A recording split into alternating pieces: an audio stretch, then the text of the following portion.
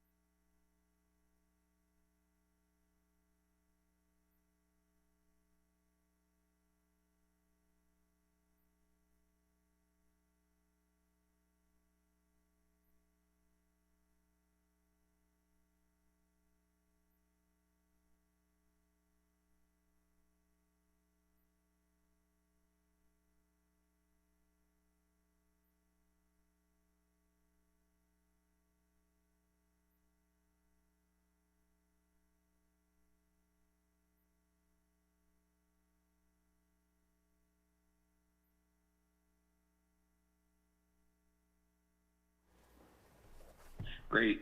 Good evening, everybody. Welcome to the Basalt Town Council meeting for October 13th, 2020. Good to see a lot of smiling faces on here. Good participation tonight.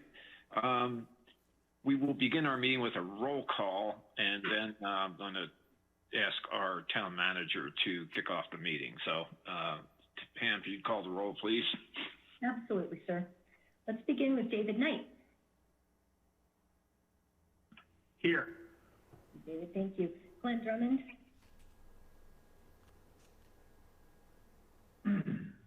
Glenn, is your... I'm here. Thank you, Glenn. Bill Infante. Yes, I am here. Thank you, Bill. Elise Hoddle. Present. Thank you, Elise. Barry Tenenbaum.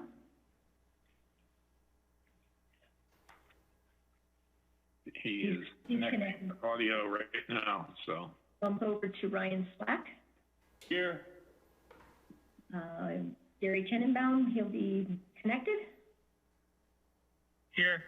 All right, Gary, thank you. And Bill King. Here. All right, 18 is present, sir. Yeah. Ryan, do you want to kick off the meeting? You may you may have some comments on the agenda and the order of things that you may want to address. Ryan Mahoney, town manager. Yes, it would be my pleasure. I first wanted to note, Chief, when we have you come to the meetings, I didn't mean the entire department. Yeah, I'm trying to figure out why they're all here. So I was really hoping we'd be in the middle of the meeting already and you start to see these faces, but timing is what it is. So, Chief, we wanted to just bring you on tonight, and I asked the rest of your staff to join because we wanted to talk about you a little bit, and sometimes it's fun to put you on the spot for a change. So, but no, all in good fun, and in all seriousness, ultimately want to just recognize you for the work that you do for this community. You're a great leader, an all-around good guy, and I think you really invest your time and care for this community greatly. I think you do a really good job of recognizing your employees when they're out there doing the good work for the community, and I think you are owed your due as well. So that's why we've invited them on tonight. I also believe that it's important now that we recognize the hard work of our police departments. Basalt really is important to have, really is fortunate.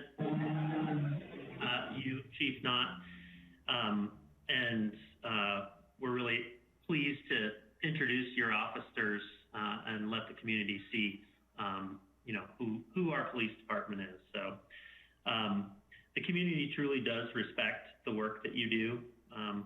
Kids and adults, I see it every day, feel at ease around the officers and around you, Chief.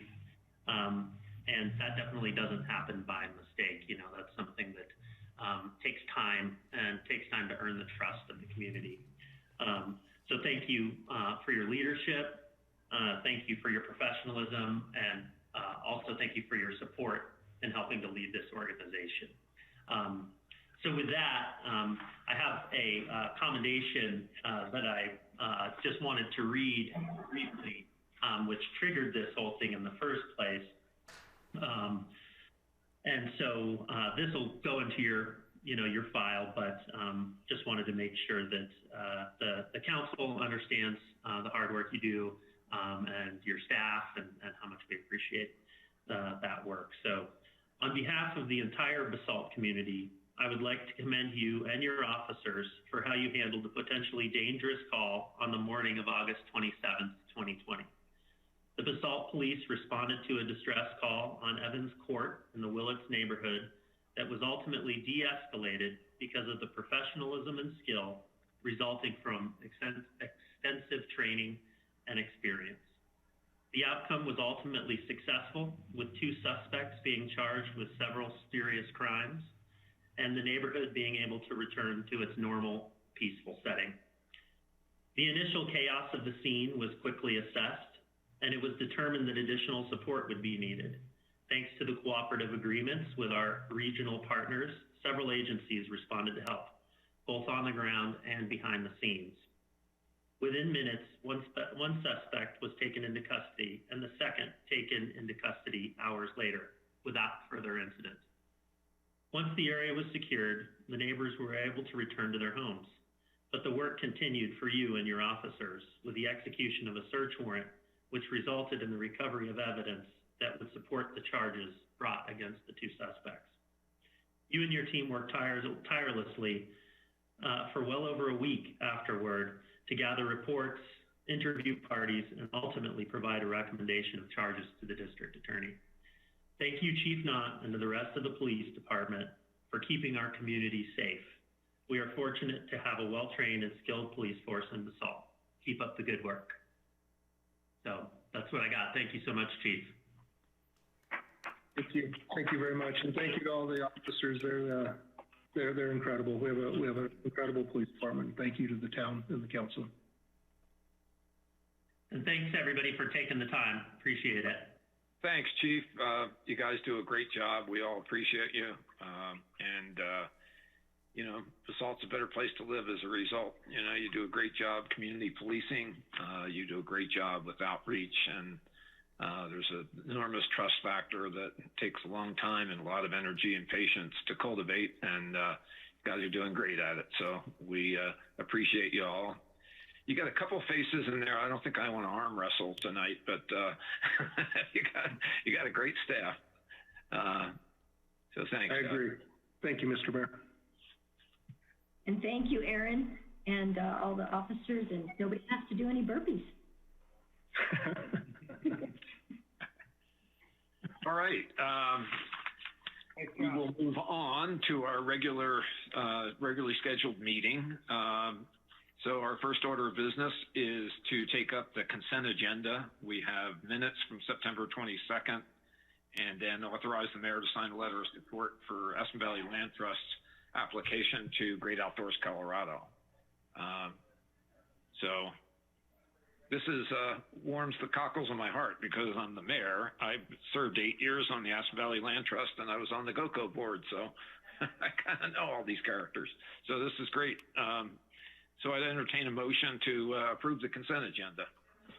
Hey, Bill, just a quick question. Does it add any weight for the entire council to be recognized as having supported AVLT's GOCO grant as opposed to a single person? Oh, sure. I mean, that's, you know, I think that's what they requested, but I'm certainly amenable to that. Whatever the protocol would dictate, but again, if we can throw our full weight of a council behind this, I certainly would add my name to that list. Okay, why don't we do that? It's just sign mayor, but say Bill Kane, mayor, and then we'll list the councilors. Is that okay with everybody? Who drafted that letter? Was that Susan? Was that your department? No, that came through me, so that okay. would be fine. Thanks, Ryan. Yep. Okay, let's do it that way. That sounds great. Is there a motion to approve the consent agenda? Mayor, I move that we approve the consent agenda as amended. Second? Second. Seconded by Glenn Drummond. So you need a roll call. A voice vote is fine. Voice vote. Okay. So all those in favor, aye? Aye. Aye. Okay. Aye. Got it. So we now turn to the call to the public, and our mic is open and council is open to hear comments from interested members of the public. Please limit your comments to 3 minutes and address your comments directly to the mayor. Identify yourself by name and address when making comments. Comments should be courteous, civil, and constructive, and council will make no decision or take action except to direct the town manager. So there's sort of the ground rules, and our lines are open. So anybody would like to call in and talk to council, please take time right now. Okay, and just a reminder that you would text 970-987-7010 with your name and phone number, or email planning@basalt.net if you would like to speak during this time. We did get a couple requests to talk during item 8B, and Pam, did you get clarification that it was just item 8B, not general? Okay, so my timer is here, and so far we have 2 requests to talk during that item 8B, but not during the general time. And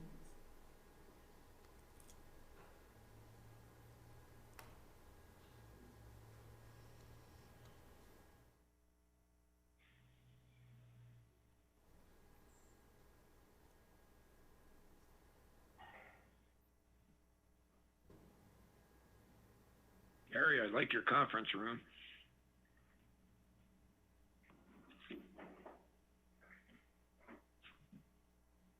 What kind of camper you got there, Gary? It looks pretty fancy. Eurovan. Fantastic.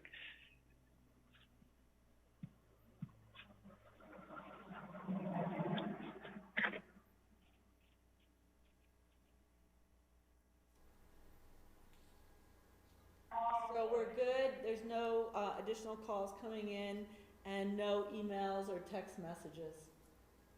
So I think we're good to move. Alrighty, thank you.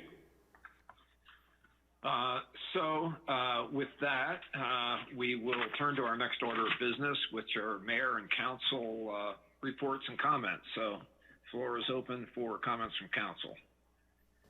Anybody who wants to go first?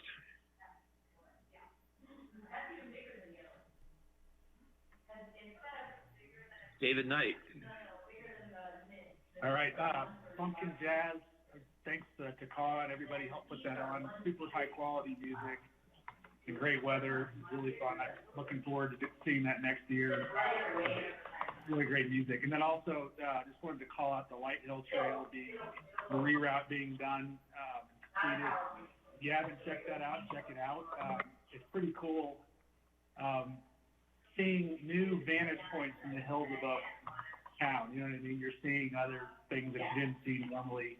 So anyway, I wanted to call that out. Thanks to everybody who did that. I know there's a lot of background stuff. So. Hey, David, sorry about that. Boyd, could you mute your phone maybe? I don't know if that's yours. Okay, sorry, David. So, yeah, it's the Light Hill Trail. Check it out. The reroute is awesome, and you see new things and still get a leg burner and a lung burner. So check it out when you have a moment. Great. Well, I will report briefly on our coffee with Bill. You want to go first? No, I was probably going to comment on exactly the same thing, Bill.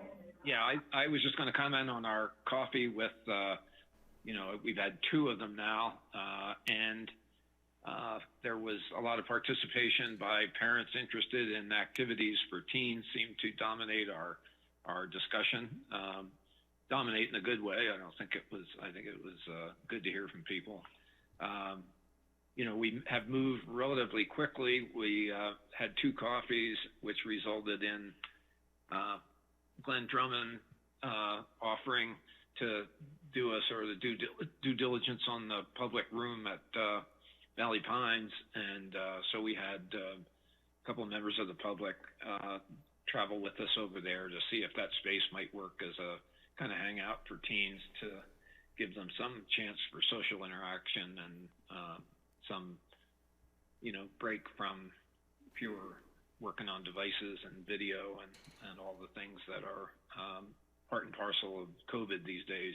So thanks to Glenn, and thanks to all of our council guys that hung together there. I think, we're making some progress on that. And I think it sounds like Bill wants to add some more on it, but that is a good process I think we're going through. Bill, go ahead. Yeah, Bill, just wanted to give a big shout out to Denise Latusik, who's been a massive mover and shaker on this with Bonnie Scott and Michaela Idemar out of the Espen Youth Center. And I'm hopeful that we'll be able to basically provide some support to the youth and to develop a center that will give them, frankly, a refuge in this time of COVID. Minor addition on the Light Hill, it is absolutely cool. There is going to be a Light Hill walk this Thursday at 4:30 for anyone who's interested. Jacob had sent over an invitation a little bit earlier, but for any other council, Jacob, if I'm not mistaken, indicated that he had requested that this be noticed so that we don't run afoul of OML or Cora or anything else. The only other thing, Bill, I did see some communication coming across again from Michaela today about getting together with Sheldon Wolitsky. He, of course, is the fantastically successful tech entrepreneur who has proposed to develop a rec center down at the Crown Mountain area, not necessarily on their land. But in my opinion, this offers a great opportunity for the town of Basalt to partner with Eagle County, a private developer, and of course the great folks at Crown Mountain Park in conceiving a rec center and then other constructive uses for the Forest Service land that is now available for lease. So I'd love to suggest that we get together sooner rather than later with Mr. Wolitsky and see what we can do to bring his plan to fruition. Yeah. Yeah, it's a fantastic opportunity. Anyone else on council? Comments, salutations, proclamations? Elise, do you have a proclamation? Yes, my proclamation is that we are changing the time and location of Coffee with Council. Oh, good. That's good news. What are we going to do? So for this next week, we will meet at the Albany Park Shelter. It will be BYOB, your beverage of choice. You don't have to drink coffee if you don't want to. From 4:30 p.m. to 5:30 p.m. So we recognized that it was getting chilly in the mornings and wanted to embrace the little bit of sunlight and warmth in the afternoons while we have it. And I think also that might mean that we have some different counselors available to join us. So that'll be next Tuesday, the 20th? Is that correct, Pam? Yeah. Okay. Thanks. That's sounds like a plan. Any other comments? All right, guys. Thank you. We turn to the manager's report. Mr. Mahoney. No report, Mayor. No report. Thank you. No, you do the report every week, and appreciate it. It's thorough and helpful. So we go to presentations. So I think Janice Voss caught ill, and I don't know if we still have our Eagle County. There she is. There's our Eagle County clerk. So Regina and Janice, why don't you? Whoops.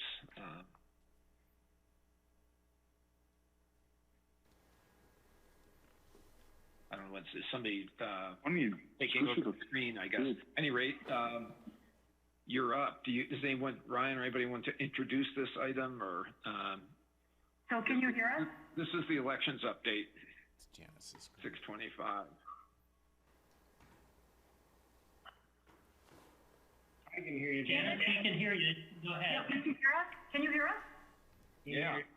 Okay, so at least you can hear us. I can't get the picture open. Can you hear Regina? Yeah. Okay, great. Here, Janice. Okay, great, thanks.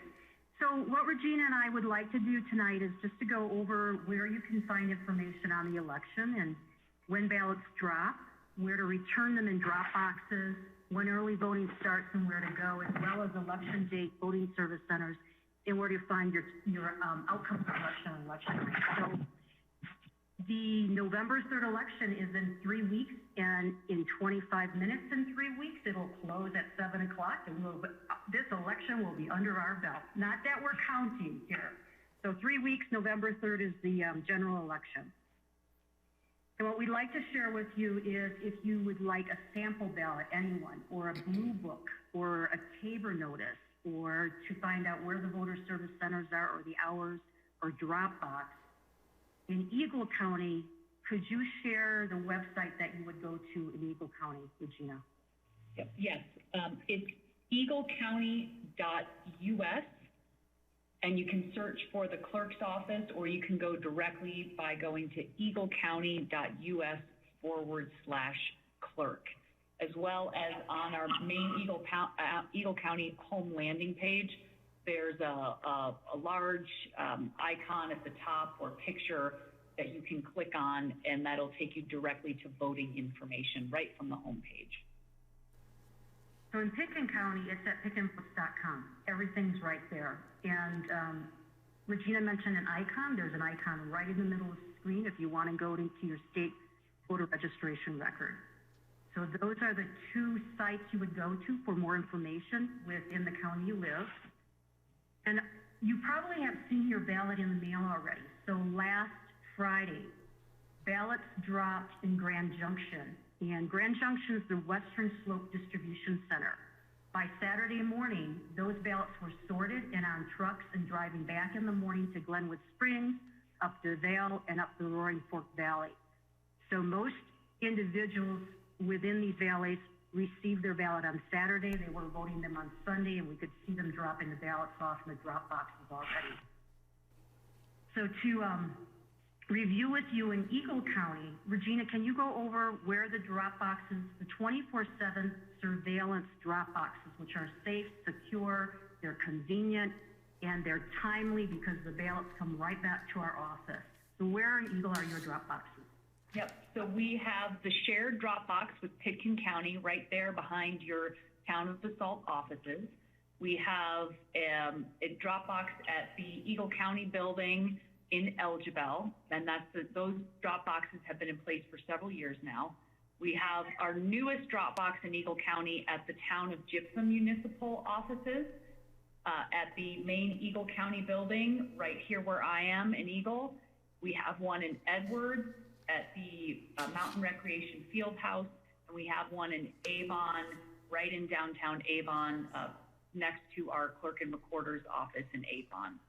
So 6 drop boxes across Eagle County.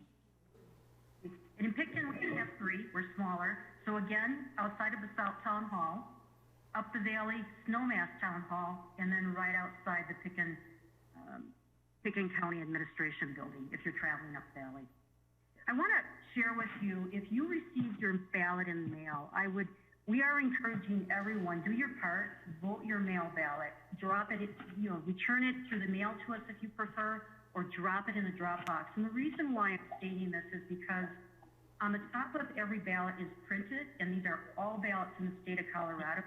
On the top of the ballot, it says, please vote your mail ballot. Due to COVID-19, please help us to make this a safe election for everyone and return your ballot through the mail or return it in a drop box. Okay? So we want to emphasize that and ask for your help in communicating that and as leaders demonstrating that as well. Now, what if you received your ballot in the mail this week? We're asking people who are calling today, as a matter of fact. I didn't get it. We'll wait a few days. And if you didn't receive it, we ask you to call our office in Pitkin and we'll help you out. Our number here is 429-2732. Regina, and yours? We can be reached at 970-328-8715 or elections@eaglecounty.us. So just contact us. We'll make sure that your voter registration is up to date, your information is correct, and most voters, as Janice started off with, I think I was communicating with a Basalt voter on Saturday, just curious if she had received her, yay, I see a ballot there, woo! So I think most ballots across both of our counties did arrive on Saturday. So definitely if by this Friday you haven't received your ballot, give us a call and we can either send you a ballot, or I'm sure Janice is going to go into this next, that, yep, there you go, sign your.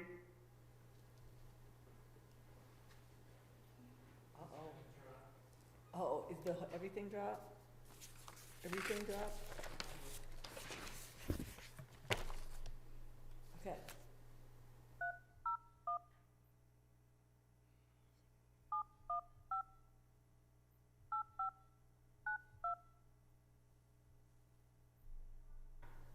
Welcome to Zoom. Enter your meeting ID followed by pound.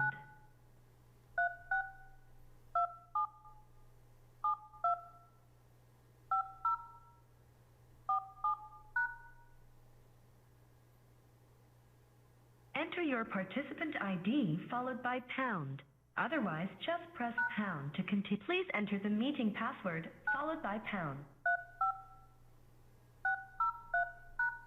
You are in the meeting now. There are 19 participants in the meeting. This meeting is being recorded. We also on our website, if you didn't have them already, we have the blue book listed electronically, and as well as the Eagle County Tabor notice. We have copies of those in our Elgibel office too. So if you'd rather have a hard copy and you didn't get one in the mail, you can pick one up there. So Regina, for like a minute and a half, you were, you know, the call was dropped after we raised that. So is there anything you think is important, because our public that's watching on TV wouldn't have heard it during that time period? Yep. So I mentioned that our Eagle County ballot is a big one this year. It's 2 cards, 8.5 by 14 inches, and double-sided. There you go. Glenn's doing an awesome job. Double-sided. So make sure that you vote both cards and vote both sides. One thing I will say, and sure, Janice, you get this question, we have voters that ask, what if I don't vote for everything? Or what if I only want to vote for president, I don't want to vote for anything else? Is that going to negate my vote? Absolutely not. If you just vote for one thing, or you vote for 50% of the items and you're not quite sure on the others, whatever you vote for, those votes do count. So let's say you did get your Okay. and you choose to. Any questions of council for Regina or Janice? Thank you, guys. This is really good stuff. I can't imagine a more sort of active election than this one. This is really going to be an interesting time for us all. Yep. The last thing I would just say is make sure that you turn in your ballot to a drop box or at a vote center by 7 p.m. on election day. Postmarks do not count. So make sure you get those ballots in. And to Janice's point, if you do need to come into a vote center to pick up a replacement ballot or vote in person, those vote centers open starting October 19th. And anything you can do on election day, you can do starting the 19th. The only thing that I imagine is going to change is in the vote centers, we get closer to election day, voters having to wait in longer lines. So you can, even if you're not 100% sure on how you're going to vote, come in and you can pick up a replacement ballot or get your ballot, take it with you, and then drop it off on election day. So starting October 19th, our vote centers open. Great. Can you hear me? Is there any way for the public to follow or know how many ballots have been returned, so that we have a sense of how we're doing in the election, how the mail process and drop boxes are working? Yep. I will post that as frequently as I can on our Eagle County Clerk's Facebook page, as well as our Twitter site, and our Twitter handle is @ECClerk. And on Facebook, you can just search for Eagle County Clerk. I can tell you right now, we've sent out roughly 33,000 ballots. And as of yesterday, we had just under 900 returns. So I think we were at a little over 2% return rate. But as we start to get more ballots in, we'll keep posting those so you can see where we're at. Janice, is that? Yeah. So, and can you hear me? Because, okay, Yeah. What we do is we send out a bulletin to media and to all the boards and councils, and we give the statistics at the end of the week as communications each week. And let me go back to early voting. You mentioned it. Early voting starts on the 19th. And I would reinforce that individuals go vote early versus waiting on election day, which reinforces what Regina said as well. Okay. So election night reporting, the last thing is go on our sites, our websites. We each have a link to the state system. So after 7 o'clock, the first thing we do is upload we've counted to that point, again at 9 and again at the end of the night. So all your election night reporting information is at each of our websites.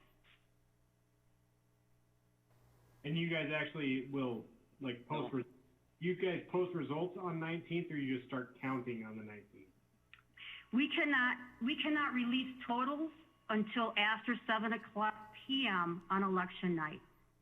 So per rule, Secretary of State rule, after 7 o'clock, one of the first things we do is we download that information out of our counting system, turn around and upload that into the state election night reporting system. And then again at 9 o'clock, around 9 o'clock, and then again at the end of the night. And if we do count into the next day, Regina, you might want to explain a little bit more about that, but I think it'll be it indicates on the system and you'll have the totals the next day. You've gone through that. I haven't gone through that. Yes, especially for this election, I anticipate that election day return of ballots is going to be more than we can process on election night. I have worked our county room judges once until 2 or 3 in the morning to continue processing ballots, and I said I'd never do that again. It becomes too late in the evening. Our judges get tired, and that's when mistakes have the greater potential to happen. So our plan is to stop counting at midnight, post our results, what we have, and then let our hardworking judges go and get some sleep, bring them back the next day between 9 and 10, and resume counting any additional ballots until we're done at the end of the day.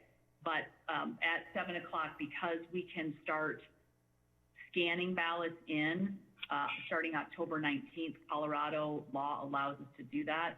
We can have hopefully robust results ready when we can actually press the results button and upload those at 7 p.m. on election night. So those ballots are those results are from ballots that were earlier received and scanned. Great. Thank you. Bill Infante, did you have a question? I did actually. Regina, quick question for you. Yes. Both of my kids are registered Eagle County voters, but both are at school, one in Boulder, one in Colorado Springs. They both asked if they can drop their ballots in local drop boxes. That is a great question. The answer is yes. So if they were mailed, hopefully they updated their voter registration and they got their ballots mailed. They can vote their ballots, and when they're ready, sign the back of that return envelope like Glenn was pointing out earlier, and they can drop it in any county clerk controlled drop box. And then counties, all 64 counties work together to make sure that the other county receives that ballot. So as long as it is in a Colorado clerk controlled drop box by 7 p.m. on election night, it's good, and it will get to the other county. And the same applies for any voters traveling through Eagle County. They can drop it in one of our drop boxes, and we will get it to the appropriate clerk. Cool. Thank you. Any other questions, guys? Thank you both. I have one additional change this year that your community should know about. Okay. We're not able to secure Grace Church as the vote center for Pitkin County. The vote center will be at the library this year. And as much as the building is in Eagle and the parking structures in Pitkin, we were able to work with the Secretary of State this year due to COVID to secure the library for Pitkin County voters only. So that with confusion, we'll have signs up, but if the Eagle County need to go to Crown Mountain, correct, Regina? Yeah, to the Eagle County Clerk's office there at the Eagle County Community Center, where voters have been going for years. Same location. So this one year, this one election at the Basalt Library, and then Grace Church is working with us in the future to return to Grace Church. Okay? Thank you. All right. Thank you, guys. Thank you. Thank you. With that, I will turn to our next order of business, which is a review on the first draft of our 2021 budget. Ryan and Christy will lead us through it. So you guys have the floor, and probably you're going to use the screen too. So. Yes. Thank you, Mayor. I appreciate that. The first thing I'd like to say with this budget, before I even put it on the screen, is a big shout out thank you to all of our staff that's worked really hard, all of our department heads and all of our staff in the preparation of this budget. This budget is really created ultimately to start with by them, the people that feet on the street. They're the people that operate this thing every single day. So we start with them, and they also manage their budget throughout the year.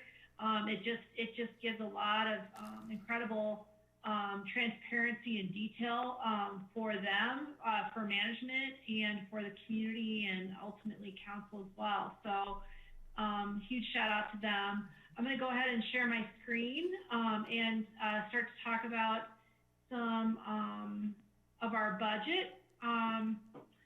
So the next thing I want to point out with this budget for 2021 is over the last couple of years, this budget has really morphed into something that is a lot, potentially more robust than it had been, and just changed. We have added a lot of additional accounting around restricted funds for additional transparency. We've also moved our funds, so now we have a general fund, and we also have, for anything that's restricted in revenue, we have a restricted fund.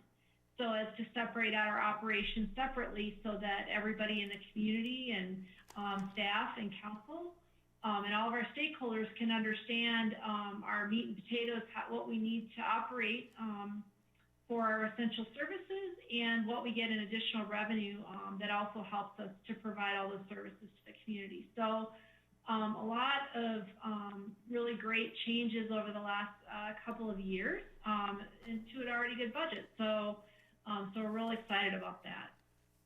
Okay. So I'm just going to go through a couple points just for readability from a council perspective and a community perspective. Just keeping the community in mind in this presentation to make this easy for them to read as well. Our budget will be put on our website at basalt.net after tonight. And so you can look this up online at basalt.net, as well as within the council packet of information. And so when you look through the budget, the first thing is to note is in the table of contents is exactly what information we provide in our budget. This is just a really great reference tool for everybody in the public and the community to understand, you know, what we've got and what you're interested in seeing, so you can go right to the page you need. This is a 72-page document, plus our introductory pages as well. So you can imagine it would be quite onerous to go through the whole thing. So it's just really important to know that this is all here, okay? So, and in our starting is we just noted that this is a balanced budget. This is something that we have some one-time costs in there. So it's a balanced budget from a year-over-year basis, so that it's not gonna lead to an ongoing deficit. But there are a few one-time costs in our general fund that are based upon our needs and our strategic work plan, okay? And I'll go through the strategic work plan in just a minute. So another important part of our budget is it provides the framework of how the organization operates. So the organizational structure is in the front for anybody that's interested in that, and what our essential services are and who performs those services. So then you go to the strategic work plan for 2021. This is a living document, I like to say, that council and the town manager have worked very hard on to look at the goals for this next year and to quantify that as far as what we're looking at achieving with the funding that we're receiving from the public in the form of taxes and fees. And we put this at the front of the document because it provides more fiscal accountability, because not only do we show the dollars, we show what kind of services we're looking at improving on and what we're looking at doing for the next year as well. So we have outcomes that we would really like to see from the work we're doing this year. Okay, so that's a 10-page document. So, but it's at the front because it is a huge part of driving the budget for the town. Okay, and then we have the budget calendar, which really drives, you know, just all of the benchmarks to make sure we're on target, because it is a very robust process, and we want to make sure that everybody that needs to be communicated with is handled in a timely manner, and everybody gets their input in the right way. So so that's what the importance of that is. So the fund balance analysis is just like your beginning and ending checkbook balance. Just shows pretty much how much cash less liabilities the organization has for its general and restricted funds. And we've added in our minimum fund balance policy in this too. I'm gonna, just one second, turn to a hand so you might be able to see that a little better. But yeah, so you can see what our minimum fund balance policy is, and available cash as well for our general fund, which is our operations fund. And then it also shows our restricted funds and some other detailed information around one-time costs, which are important to look at, versus our balanced budget, if you will, which is this other operational here, which is showing at a positive 57,148. So that means that we're spending the money we're bringing in and no more for the year. So on a recurring basis, meaning those expenditures that happen every year. Okay. So then we also have some of the fund balance information on our other funds. We have our bond fund, which is just used to repay our bonded debt. We have our water fund, which is considered what's called an enterprise fund. That is where we bring in all of our fees for the water services we provide to the community. And then our conservation trust fund, which is for lottery proceeds and what we're doing with that fund balance. And that's beginning and ending checkbook balance is the way to look at this particular presentation. Then you look at, I'm going to just move this over just a little bit. So, and just one second, I'm going to just look down here, see what page I'm on. Page 15, okay. I'm trying to see if I could go scroll up. Here we go. Okay. Page 16 of your budget document. What this picture is really looking at all of the funds within the organization and what our budget is for 2021, our first draft budget that we're looking at discussing further before it's finally reviewed and approved by December. Okay, you've got your general fund, which we just talked about as your operations year over year. Your restricted fund, as I was talking about earlier, your bond fund, water fund, and conservation trust fund. So your this particular income statement shows your beginning fund balance or your beginning checkbook balance, your revenues in, your expenses out in summary, and then what you're planning to end your year with as far as the cash balance. And then there's the change in fund balance from a municipal perspective is the same as your net income or loss. And so we are looking at spending some funding for specific purposes that are in the strategic work plan and for some capital projects that we have addressed this year. Okay. So then we're going to get into more and more detail. I mean, we're not going to do that in this presentation, but the budget does. It just kind of depicts a triangular perspective where at the top it looks at the summary and then it goes into more and more detail. The next couple of pages pretty much show expenses and revenue by the large departments and where you see the pluses and minuses compared to last year on revenues in and expenses out. And the white indicates that it's the general fund, and then the next page is your restricted fund, which is always in orange and throughout this whole presentation to make it very easy for everybody to understand, okay? And then there's some really great graphs that show revenue in, general fund revenue by source. For example, your sales tax is 58% of what we're looking at bringing in our general fund. So there's some really great graphs here for the public and council as far as looking at where our funding comes from and how our departmental expenses, as far as a percentage of the total general fund budget, where we spend all of our money. So, so that's just good from a graphical perspective. Okay. And then the next, let's see, pages 21 through 26 are all of the restricted fund. There's some restricted fund conversation in there about what all those restricted funds are, a brief description of them, and then what those balances are and what we use those funds for is on page 27 and 28. So that's all in there for each one of our restricted balances. You can see that we have a whole heck of a lot of, there we go, of restricted funds that we have that are separately reported in this budget. So just to let you know, it's all there.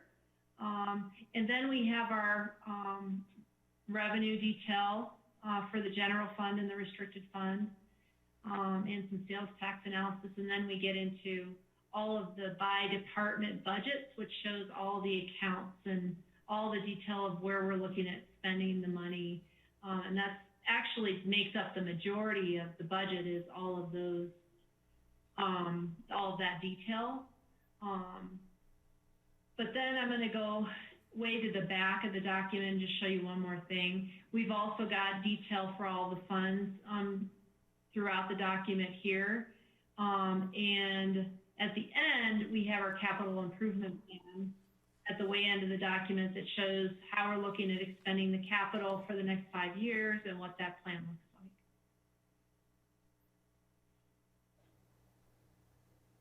like. So are there any questions? Questions from council? You know, if there aren't a lot of questions, the public should know that our counselors have been through this. We did lots of one-on-ones, so you know, I think we really want to get this out before the public. So, but if there are questions of council, we could certainly take them. Bill, if you don't mind me just jumping in and just explaining a little further, I think Christy did a good job in, you know, just kind of running through the budget and the makeup essentially. But I do want to reiterate that, you know, what the importance of this budget document does, and something that we've been working really hard on over the last several years, is trying to have this be a reflection of the direction we're going. So we've created a strategic framework. We have a decentralized process where we have our department heads, you know, essentially creating their own budgets. Of course, we review those with them, both Christy and I, you know, there's always more asks initially than we're able to accommodate in a given year, so we really have to prioritize. And a lot of those priorities, you know, for purchases, other than just, you know, staffing and, you know, sort of the normal expenses, those can be found in the capital improvements plan. And so, you know, we work with those members of the town staff. But then I think it's also important to recognize that we have several citizen committees that also help us. So, you know, we've got the BPAC and BOC, the Affordable Housing Committee. We've got POST, and then of course we also have our Finance Advisory Board. So all of those, there's quite a bit in the way of conversation and direction, and then of course, you know, we have council, and so, you know, we started back in I think it was, you know, late June, early July with these discussions. So it's just, you know, culmination of months of work that kind of brings us to this. And we did, you saw that document at the beginning, which of course is the strategic work plan for 2021. That's all in the document as far as funding behind each and every one of those elements. So it's pretty tedious, but we're glad to say that this isn't just hodgepodge. It really has a direction that we heard from not only council but then from the community as well. So, thanks. Thank you. Comments, questions from council? So this is our first draft. What process going forward? Christy, you want to comment on that for public that might be watching in? Sure. Thank you, Mayor. Yeah, and I'll ask Brian to chime in as well. But we're going to continue to talk about this budget. As Ryan indicated, this is started in late June, these conversations, and with a lot of information, a lot of people involved. And so tomorrow we're going to review this with the Finance Advisory Board, and then into November, we're going to continue the conversation at a few of our council meetings, and then in essence have 2 readings of an ordinance to approve the budget, and a resolution for the appropriation for the budget, and then also for the setting the mill levy, and that'll be November and December. We'll have that presentation. Thank you. Mm-hmm. Okay, well, thanks, guys. If there aren't questions from council, I think we got it. This is obviously a lot of info, and it's not. The fact that there aren't questions does not reflect the fact that that we don't understand it. I think people have time. We have a pretty good grasp of the basic underlying assumptions and the big numbers in the budget. So, Mayor, I think Councilman Slack had a comment.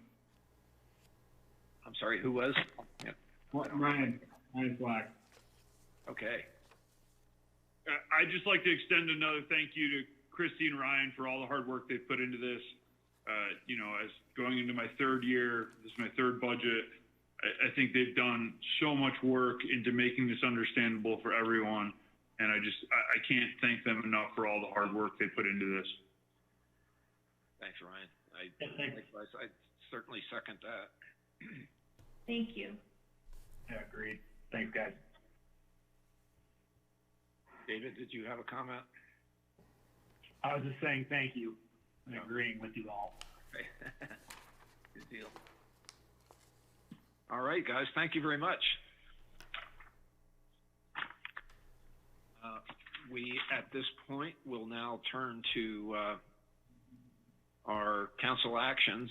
The first item up is item 8A. It's a public hearing and second reading of Ordinance 18, Series of 2020. It's an ordinance of the Town Council, Town of Basalt, Colorado, to reinstate and amend the approvals associated with Ordinance Number 6, Series of 2018, granting site plan and special review approvals for the property at 11 Durox Lane, Basalt. Sarah. And Sarah just texted me, and she had some kind of computer glitch that it bumped her out, and she's trying to get back in. So if we can give her a minute, and I texted her that if she can't get it started, just to come on over here to Town Hall. So I'm not quite seeing her on Zoom yet. So okay. So maybe we could give her a minute just because it's hard. I could start it, but I'm just kind of concerned that she'd come in on wouldn't know where we were at. So. Okay. Red, do you have anything to offer to make use of the time, or you? No, I'm frankly, I stay out of it because Sarah's been very articulate as to what's going on and better at speaking councilese, as I'll call it. But no, I'm excited to get things done so that can start doing something. It'd be fun. Yeah. And Red is technically on the road trying to get on vacation, so he came off the road to kind of join us for the public hearing. Excited to be parked and in a hotel room, stretching out my hamstrings. So it almost looks like you're in Santa Fe or something, judging from the architecture. Kayenta. Okay, there you go. On my way down to Phoenix for a couple days. Nice. Yeah. So, but glad to be out of the car. My sister took her through Monument Valley. Her first time going through there was a nice ride. Beautiful evening. Wow, how neat. That's great stuff. So Sarah, are you good now? We can't hear you though. Sarah?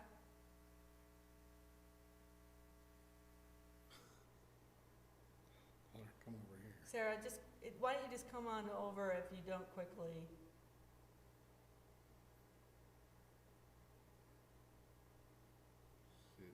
She can't hear us. Hey. I'm gonna go.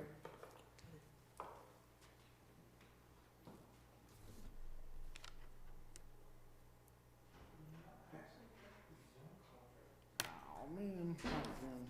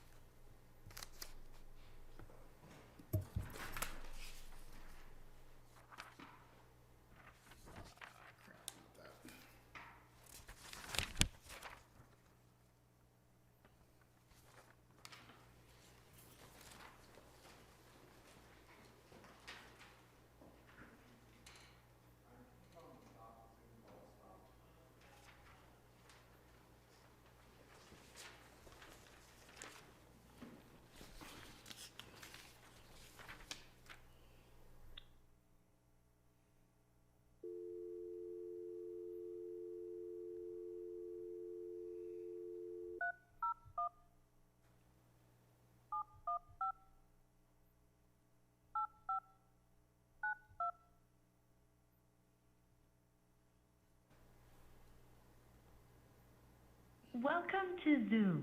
Enter your meeting ID followed by pound.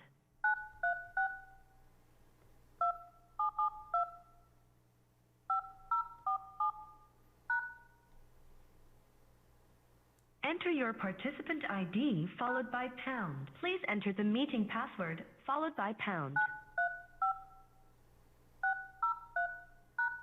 You are in the meeting now. There are 18 participants in the meeting. This meeting is being recorded. I don't know. I don't know how you would. Come on. We're back on. Sarah, if you want to redo your presentation, we lost all of that on the meeting, please. Sure, absolutely. Okay. So I'll start over. I'm Sarah Nicole with the town's planning department. We have Red Cunningham, who is the applicant here today, and also the owner of 11 Durox, the subject property. This is second reading of ordinance number 18, series of 2020, to reinstate and amend the approvals of ordinance number 6, series of 2018. This includes site plan and special review approvals that will allow the construction of 3 residential units above an existing structure. As you see, it's a larger structure here on the site. This is the current conditions of the site. And as well as the addition of 275 square feet of commercial storage space to the site. So at first reading, the council reviewed the applicant's amended site plan, which I have here on the screen. And this does rearrange the parking on the site as compared to the 2018 plan that you see here. It does remove 2 industrial use parking spaces, but these 2 spaces were in excess of the code's requirement. And so in order to fit all the parking on the site, those 2 additional excess parking spaces were dropped from the current site plan. Staff has amended the ordinance from first reading, and you'll see that in your packet. And this is in order to add language to item number 5, which the applicant has indicated he is supportive of the approval with this addition. And the packet also includes some alternative conditions. And so I will kind of get more into both those things momentarily, but just wanted to make you aware of that fact. So at first reading, council was supportive of the applicant's request. Council did not ask for any additional information from staff or the applicant at second reading. However, the council did engage in a discussion of whether children under the age of 16 should be allowed to reside in the unit. Now, the current code does have language that prohibits children under the age of 16 in the residential units within the industrial zone district unless it is approved through special review. And there's criteria that go along with that. The principal use of the property and uses in the immediate neighborhood do not pose significant threats to the health or safety of the children, and there are appropriate play areas nearby for their use. And so I've also included a graphic that indicates the proximity of the play areas we've identified close to this property. And you'll see that the nearest one is really the Willis Rugby Field, and that's approximately half a mile away as you travel by sidewalk to get there. The Linear Park Playground is secondary in closeness, and there's also, we did add on the tennis courts as well, but those are a little bit over a mile away. So staff has included alternative conditions for the ordinance that council you may wish to consider, and these do allow children in the units. Those were part of the packet as well, these alternative conditions. So if children were to be allowed in the units, the applicant would be required to pay school land dedication and child care fees, which are previously exempt from the approval, as there are currently anticipated to be no kids within the unit. And staff really believes that this discussion of whether to allow children to occupy the residential units in the industrial zone district is really a larger conversation, and rather than it being part of a focus on this particular property. So just wanted to throw that into consideration. And to that end, so that's when staff has added item number 5, 18. And so this has been updated with language indicating that should the town amend the industrial zone district to allow children to reside in those units, the applicant may seek administrative approval through the town's technical review committee to amend his approval and allow children in those units. And at that time, the school land dedication fees as well as child care fees would be assessed. The applicant had indicated again that he is happy with the approval as written and with that addition of the language that I just spoke about. Finally, staff is very much in support of the applicant's request to reinstate and amend those approvals from 2018. We've had no additional referral comments, no public comments that have been received by me up to this time. All prior referral agencies were supportive of the applicant and the proposed amendment. I just want to remind council, one of the conditions that staff had included was, here you're looking at the site plan, we did want to see a protected pedestrian pathway from the rear of the site where the pedestrians would exit from their second-story residential through the site and through a gate in the existing fence over to the Willits Trail. And also just wanted to remind council of the architectural renderings, which there is a condition in the approval of these. One of the requirements would be that this what would be expected to be seen. These rustling papers, or? I apologize, that was me rustling papers, so sorry about that. Yeah, it kind of Yeah. Go ahead. Okay, well, that's actually all I wanted to share at this time. I thought I would hand it over to Red to see if he had anything he would like to share before asking council for discussion. Nope, well explained. And yeah, you know, I think that might be a bigger discussion, as Sarah had mentioned, about whether the kids be allowed. And I'm all for that being something getting pushed to your bigger agenda, and then I can jump in or not down the road as you guys see fit. Okay. Any questions of council, Sarah or applicant Red Cunningham? Hearing none, going. I'll entertain a motion to. Oh, hold it. This is a public hearing. Sorry, Bill. Public hearing. Sorry. Yeah. So, let me get my clock going, but just a reminder to email planning@basalt.net or to text 970-987-7010 with your name and your phone number. And we've had several here, and I would just recommend that people text. Some of us are having email trouble over here, so it's a little disconcerting, but I went ahead and started the clock, and so if you can call or email us if you would want to talk. Great. Thank you.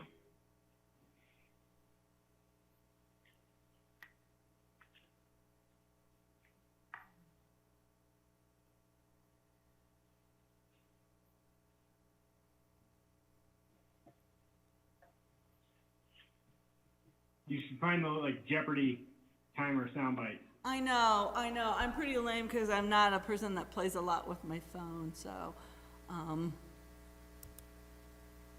So far, I don't have, our timing is up, and I didn't get any emails, and we didn't receive any texts, right, Ryan? So I think we're good. So we. Okay, thank you. So at that point, we should close the public hearing, and that will let the record show. Public hearing is closed at 7:24 p.m.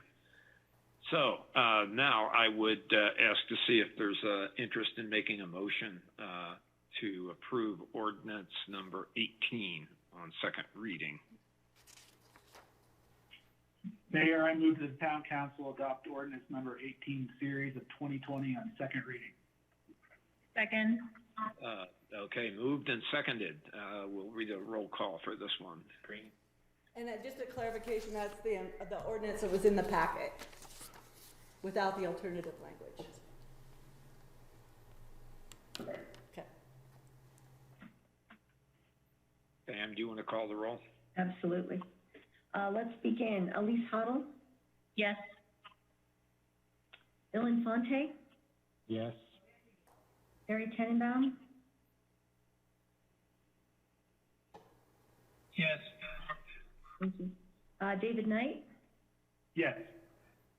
Glenn Drummond? Yes. Ryan Slack? Yes. And Bill King? Yes. Motion carries unanimously. Thank you. Thanks, everyone. Have a margarita on us, Fred.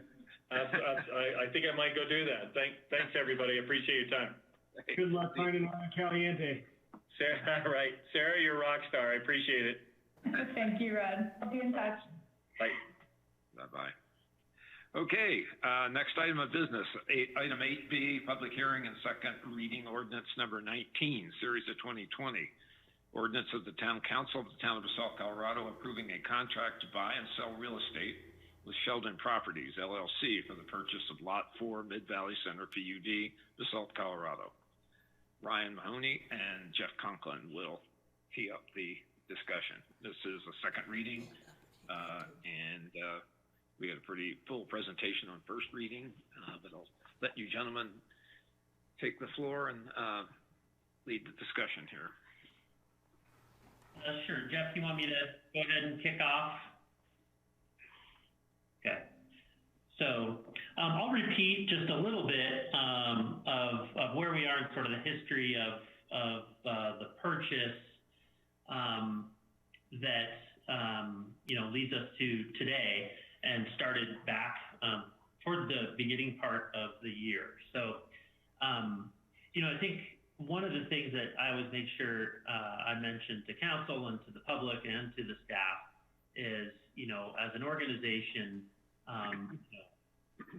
what we do first are the basic fundamentals. And I think that making sure that we have the right location and a parcel or parcels in the case of the town of Basalt to operate our public works operations is one of those fundamentals. The public works folks are the ones that are out in the public eye, and I think it's just extremely important that they have adequate space to be able to store their equipment and keep that equipment, which is often fairly expensive, out of the elements and such. And right now we don't have that, so we're in need of additional space.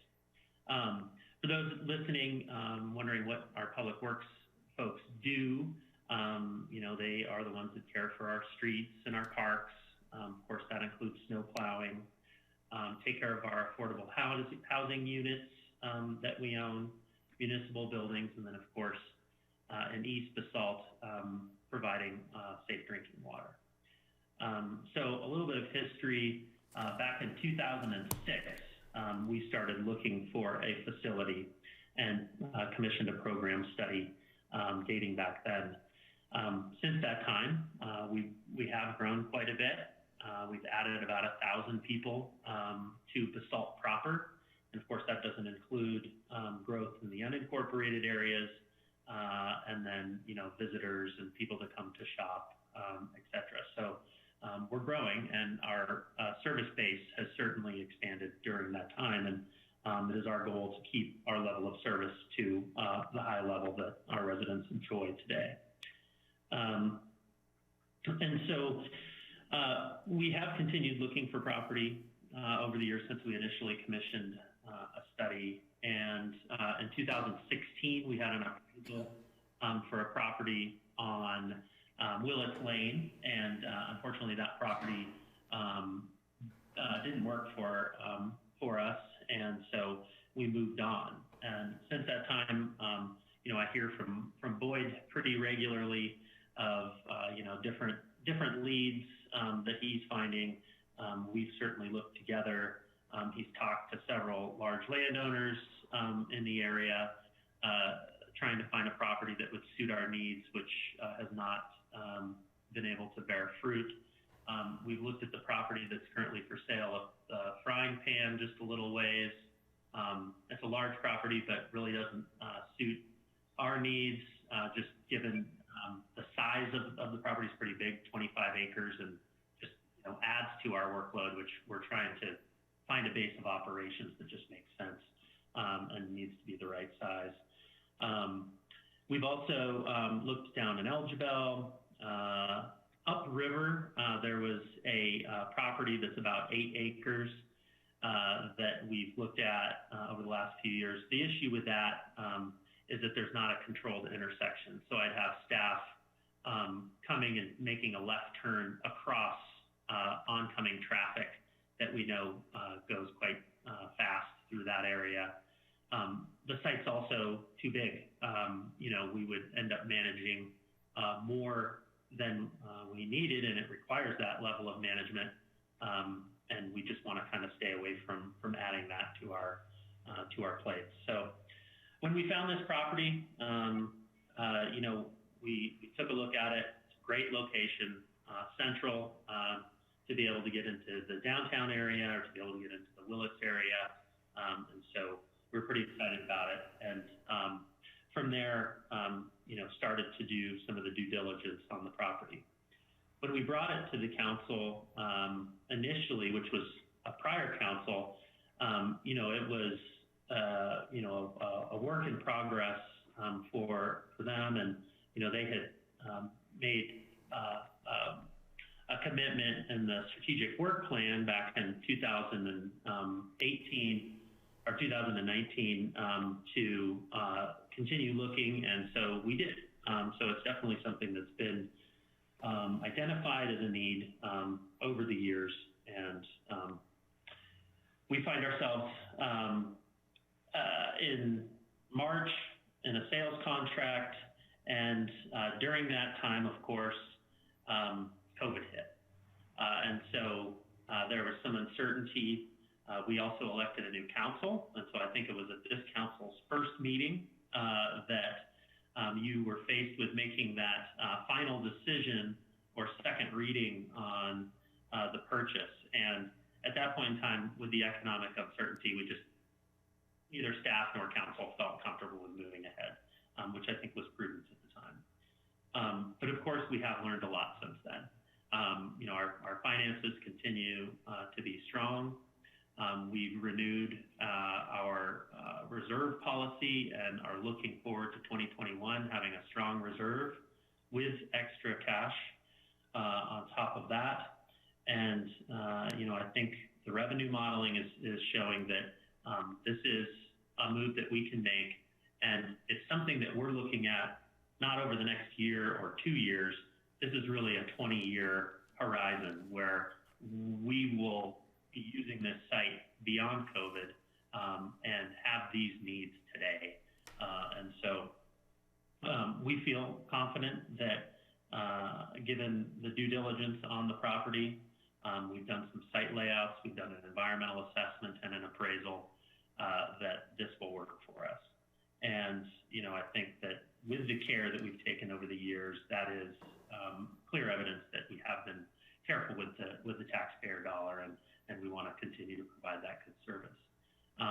And so coming into this evening's meeting, we kicked off with an executive session just to get some direction from council with regard to some different options on the property. And I think Jeff can chime in on that and lay out a little bit of what he heard from council and provide those options for the benefit of the public.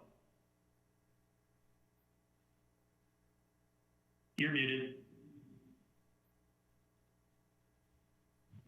There's a procedural matter where we're at now. There's a real estate contract entered between the town and the seller of this property, Shelton Properties. The contract was subject to approval by the town council. Town council is empowered to buy and sell real property without the need of an election and can do so by ordinance. And so the contract was approved on first reading, and during that period of time, we had continued to complete some due diligence, and as part of that identified a few issues that we wanted to bring to the attention of the town council. There was an exec session prior to this town council meeting to get some direction on how the town council might wish to resolve those issues through the course of the contract. And so where that leaves us now is at action for second reading on the ordinance. We did get some direction again in an executive session related to those due diligence issues, but as it relates to approval of the contract, I think there are a couple of actions for the town council. They could approve the contract on second reading and provide direction to staff that to return to town council prior to proceeding on closing to ensure that there could be appropriate resolution of those issues that we've identified. The town is empowered to take action underneath the contract and terminate it if necessary, even upon approval of the contract on second reading. Option two would be to continue the second reading of the approval ordinance to a future meeting to allow staff to continue to work on some of the issues that have been identified during this due diligence process and to report back to town council on our progress on that before town council wanted to make any final decision on approval of the contract. Those are the options. And then because this is a second reading, it is a public hearing, and the town council should take any public comment that there might be on approval of the contract. And those are two of the options. And of course, the third option would be to not approve the contract on second reading. And with that, I'm happy to answer any questions. Any question of the council of Ryan or Jeff before we take public comment? All right. Susan, let's open the public hearing on ordinance number 19 and inform the public about process for calling in. Okay, so there's two ways. We have already gotten requests for two folks that like to speak. But if you haven't emailed or texted us, please email planning@basalt.net or text 970-987-7010 with your name and your phone number, and we will call you. So I will go ahead and call, Stacy Kraft was the first person that asked to speak, so we'll give her a call now. Give me a second.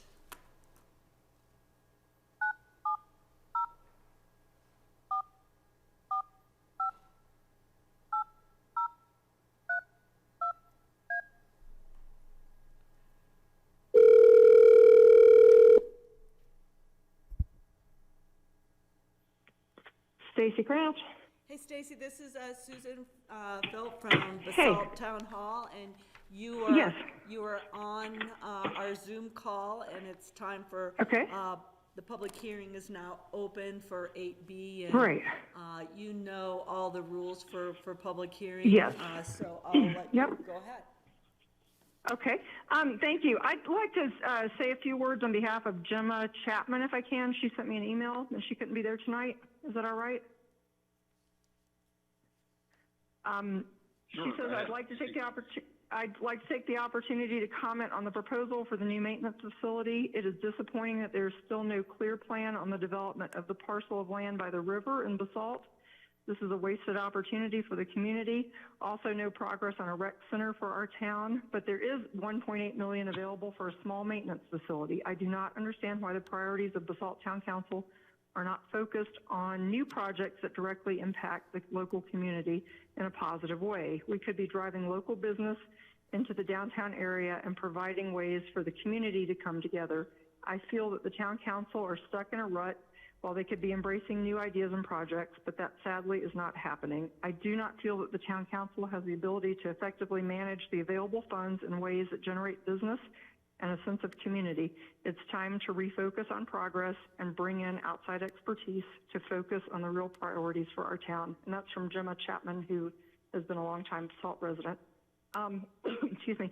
My comments tonight, I'm Stacy Kraft. I live near downtown. I'm concerned that the town council is getting ready to spend our tax dollars on an expensive small piece of land that is only a Band-Aid for our maintenance department's space needs.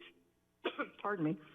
And it's a parcel that does not conform to the town's own strategic vision plan. It is troubling that the taxpayers are not being represented by an expert commercial land real estate specialist to look after our best interest. It costs the town $0 to have a qualified buyer's broker to negotiate a land purchase because the seller pays the commissions, not the buyer.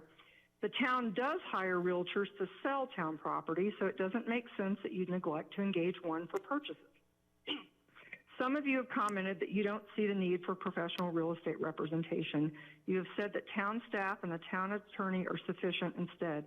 Our town planning staff are awesome and hardworking, but they are not commercial real estate specialists trained in real estate negotiating. Realtors like this actively network to find parcels that are not on the MLS. They know of potential sellers who might engage with the town, and they represent the best interests of taxpayers when issues arise throughout the purchase process. Hopefully, during the executive session today, you were able to look at the appraisal. I would caution you that this appraisal is of little utility because it is almost 7 months old. It was acquired during the first attempt to purchase the parcel. You have no commercial buyer's broker to tell you if the comparable sales that the appraiser used were actually comparable in regards to zoning and other factors. This appraisal will also not show a true comparable sale that happened in August. 115 Southside, which was a similar size lot to Shelton, and it sold for $1.3 million, $500,000 less than Shelton. The Shelton parcel is 50,000 square feet. However, Shelton has a significant easement issue that will carve off 9,000 square feet, or about 1/5 of the lot, so the functional lot size is closer to 41,000 feet. The appraisal likely did not reflect that significantly negative issue. And you don't have anyone to counsel you about this because you don't have a commercial broker. There are other options out there. The town just hasn't seen them yet because you weren't working with a broker. $1.8 million is a lot of money to spend on a 1-acre parcel. By comparison, there's an 8-acre parcel located off of Highway 82 that is currently on the market for $1.8 million. It's 8 times the size of Shelton. It has a lot of potential. It does have some access issues that could be mitigated, but there are likely other parcels out there as well if the town would just open up the procurement process, and this procurement process has not been transparent. Please do not approve the Shelton purchase tonight. Instead, vote to extend the closing date by 2 to 4 weeks so that you have time to explore options and have time to do real due diligence. Make sure that each of you understand the easement issues at Shelton. Make sure you are spending our tax dollars correctly and paying a correct price, and make sure you're working with a commercial buyer's broker, because that is true due diligence. And anything less than that really is not due diligence. And I would hope that you would spend our taxpayer money more carefully than that. There are options out there. Shelton is just a Band-Aid. Thank you very much. So I'll go ahead. The second call was from Mike Eaton, and I'll go ahead and place his call.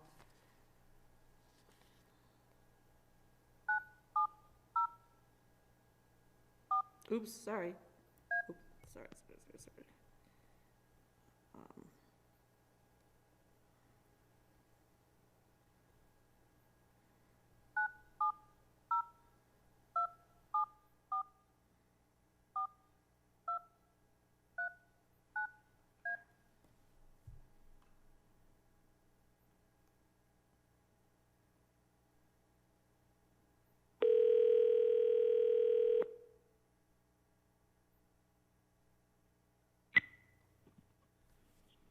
Hello, this is Mike.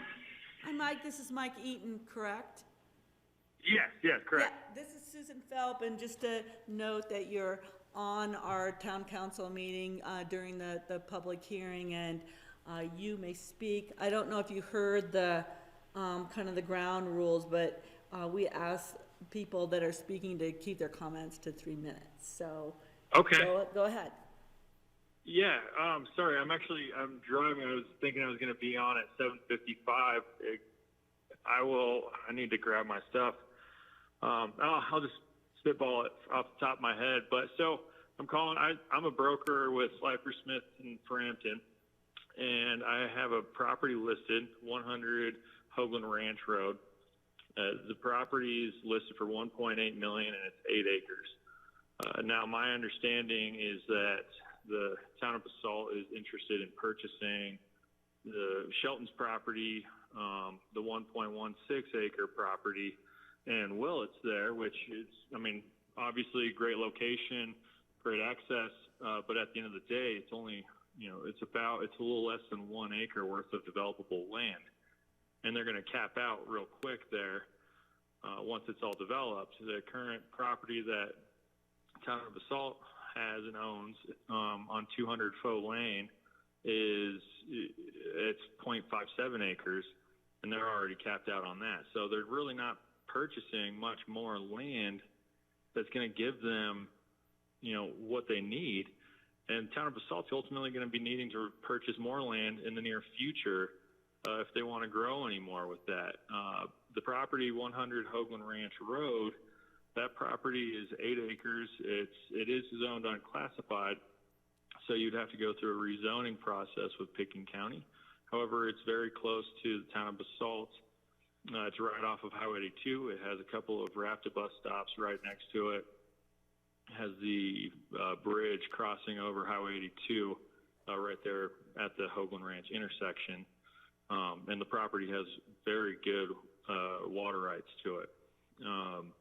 So overall, it's a property that town of Basalt would benefit tremendously from in the long term. Now, immediately, the property in Willits, immediately would benefit town of Basalt right now. But the long term, this Hoagland Ranch property is going to save the town of Basalt millions of dollars because they're not going to be having to purchase more real estate in the future. They're going to be able to use this 8 acres for many things in the future. 8 acres right off of the highway is a ton.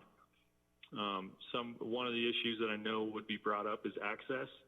If town of Basalt is able to work with Pickens County and CDOT to either put in a new turning lane there or a stoplight. Mike, that's not only. Mike, I've got to. I'm sorry, I got to interrupt you here. This is a public hearing to discuss specifically the Sheldon property. This is not a forum for us to be shopping for additional parcels. Well, and so we appreciate we don't the comments. I can go back to the Sheldon property then. You can. We advise you to come in and talk to staff. You're more than free to do that, but this is not a forum for us to receive promotion on land sales elsewhere. So we appreciate your interest, but this is kind of an inappropriate presentation at this point. Okay, well, I'm still happy to keep talking on the Sheldon property. Well, I guess I'm finished on that. Mayor. Yeah. Sorry, what was that? Okay, thank you. Yeah, okay. I think we have, you've been given your fair allotment of time, and we're going to have to move on. We appreciate your comments. Okay, thank you. Maybe just to note that Mike did send you all an email that Pam forwarded. It was received at 6:15, so you wouldn't have received it before the meeting. But she sent it at 7:20, so you might want to look at that email too. Okay, thank you. And let me just double check to see if I got any other, I don't believe we got any texts, right, Ryan? And just closed my email by mistake. Okay. Yeah. Now, I just want to get clear with the town council. I hope I wasn't too abrupt with the gentleman, but this is not the right forum for us to be receiving presentations on rival land parcels. So with that, and we didn't receive any other emails or text for folks that wanted to speak during the meeting. All right. Well, then I'll indicate that the public hearing is closed as of 7:48 p.m. And at this point, ask council if there are questions or we want the floor is open for discussion, or if there are questions to Jeff or Ryan. Let's have them. Gary, you're up. So overall, for me, this, I look at this as something that we should have been looking at for a long time. This has been something that our public works facility has outlived its life 15 years ago. And so, as Willits was coming online, I'll take some of the blame here that we should have been looking for property earlier on. And properties, we could have probably found one, and we should have probably found one, but the reality is we didn't. And now we're here at this moment looking at a property that I think, we have an appraisal that shows that it's pretty fairly valued. We have some issues that we need to work through before we close on this thing, but I really push this council to do something because, the reality is having a centrally located public works facility is critical.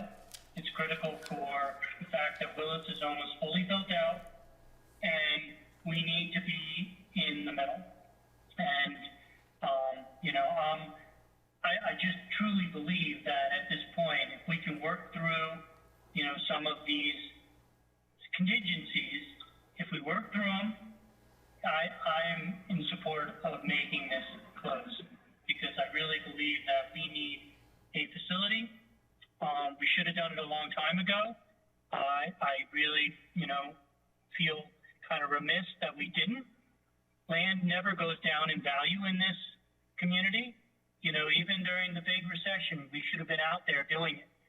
And, I just know with all the applications that are into Pickens County and all the stuff that we have going on in Basalt, I don't believe this magically is going to be a bad purchase in the future. We buy things forever. The beauty is that we have an opportunity, if we find something else, we can always sell this. And the improvements we make to it will be a benefit to selling this in the future. So for me, I understand that we might want to wait until we work out some of these contingencies, but I am on board with making this happen now. I think 20 years from now, we'll be happy that we did it, and we'll be providing better service for our citizens. Sir? Anyone else? I think Glenn has a question. I'd like to go, Bill. Yeah. So my take on this is, yes, we have 3-4 citizens out of the 4,400 of us that have a problem with this parcel. I get that. But on the same token, we have a staff that I truly believe in. And they sit here and tell us this is what they need. Boyd did, he's a public works director. Ryan has, Stephen has. I mean, at one point, we're a team. I believe what staff is telling us, and I'm gonna believe what they say our needs are, and I don't think that we're getting a raw deal. I echo what Gary said. Yes, there's certain contingencies that definitely need taken care of. But should we derail this entire effort over 4 people's comments? No, not in my mind. I endorse it. I'm behind it. Bill? Bill, as one of the 4 people, I suppose, that Glenn is referring to, I'm actually somewhat incredulous that you would capitulate and conclude that 4 people are the extent of the opposition. This parcel is less than 1 acre. By the time we reduce it for the sake of the easement, we'll have 0.94 acres. In the original representations, town staff said we needed between 3 and 4. This doesn't come anywhere close.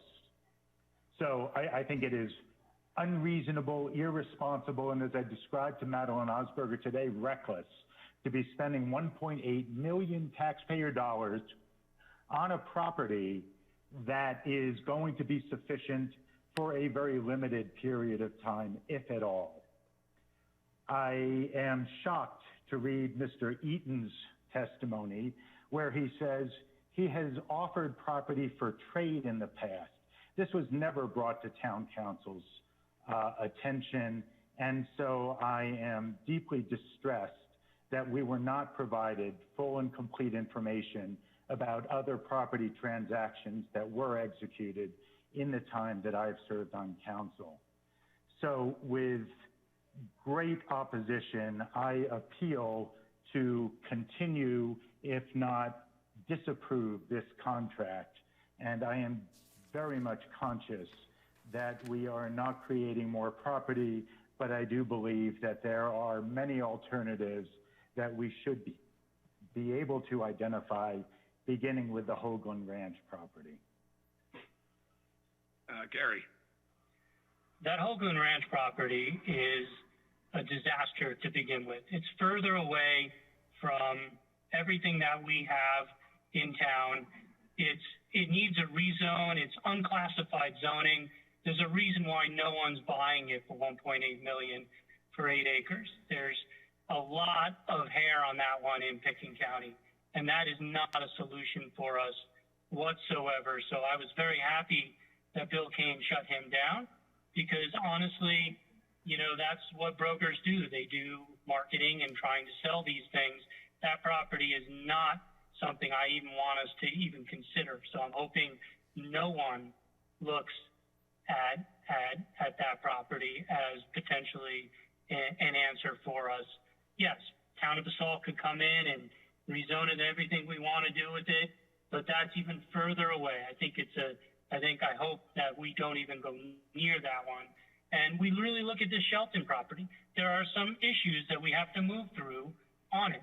But the reality is if we can get through those, I think we should move forward and get ourselves, you know, better positioned to really deal with the Town of Basalt. And, you know, I've done a lot of real estate transactions for open space, and I really believe that staff did a great job of looking at everything that was available and really truly is giving us the best option that we have to move forward sooner than later on this. So that's why I'm in favor. Ryan? Yeah, I would like to also follow up with Gary on that Hoagland Ranch property.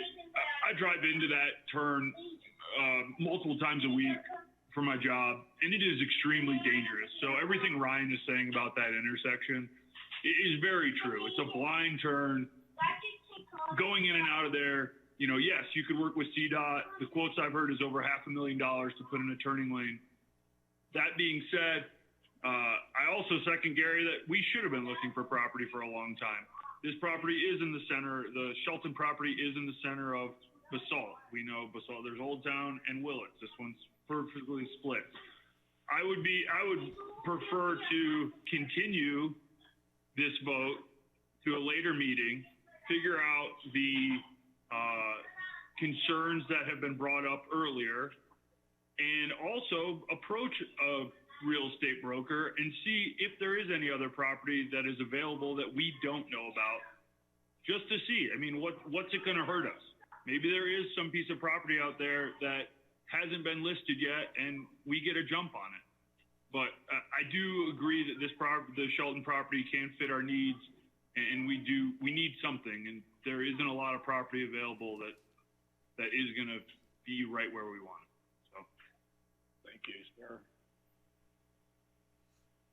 Next, anyone else? Comments? Thoughts? Help? David, that's why I was looking at you. Yeah, question on the timeline for some of the things.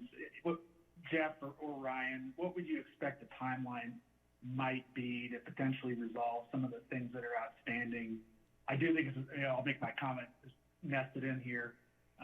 It is a good opportunity. I think it does make sense, but I think we do need to address some of those issues. I'm curious what you guys believe the timeline might be to resolve some of that, if you can. Sure. I think it'll take a few weeks. Some of it will depend on conversations with the seller and conversations with third parties, but I can't give you a definitive answer, but I think it'll be a few weeks. So we're talking weeks. In line with, if I may, line with that question, is there an expiration date for the contract? Do we have to move before a date certain, or what? I think what we would do is, if council chose to continue, well, in either case, we would be pursuing an amendment to the existing contract to amend the resolution deadlines under the contract, and we'd be looking a few weeks out on those types of amendments. David, does that answer your question? It does. Thanks.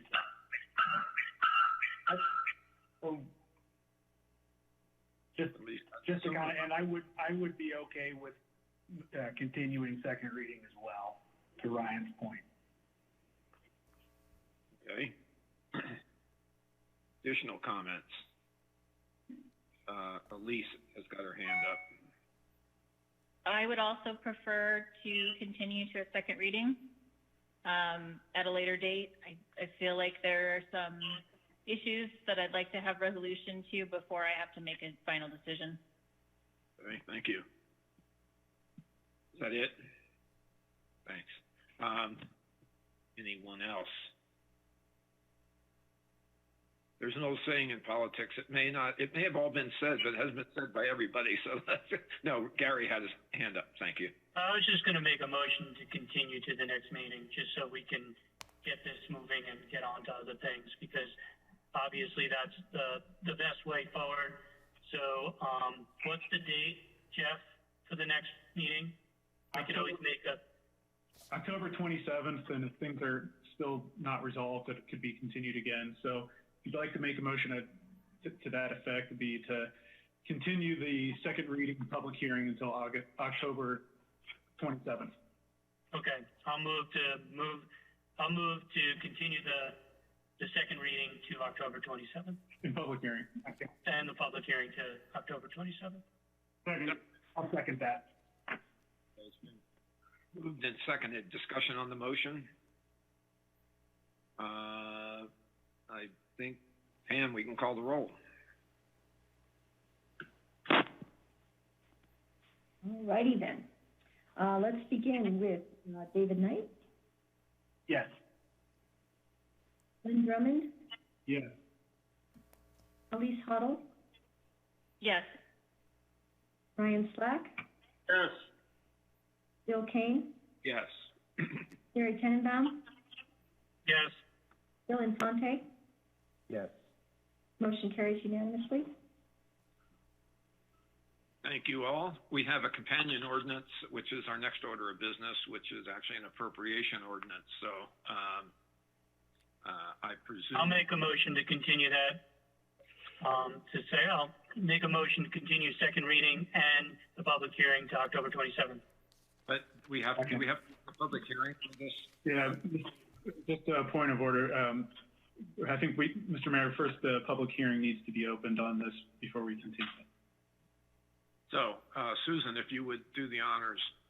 Okay, so I'll open the public hearing at 8:05.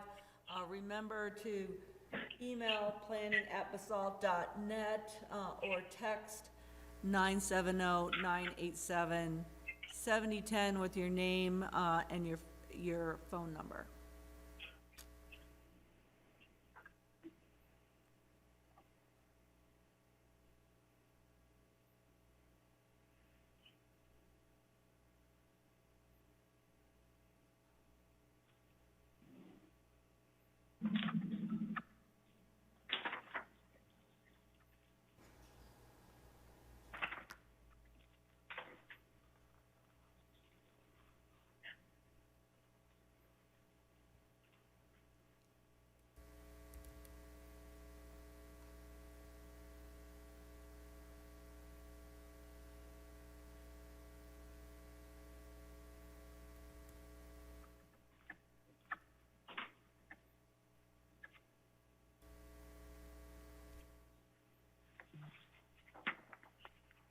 He's like an NBA shot clock to show. I know, I'm sorry.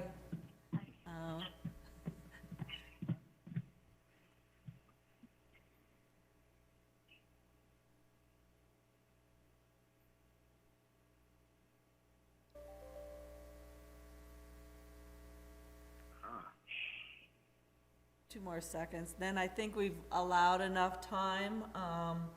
And I don't have any emails, and Ryan doesn't have any texts, so I think we're good. I second Gary's motion. I will declare the public hearing closed at 8:04 on ordinance number 20. So, floor is open for a motion. I'll make that motion to continue the second reading and public hearing till October 27th. Second. Moved and seconded. Pam, please call the roll.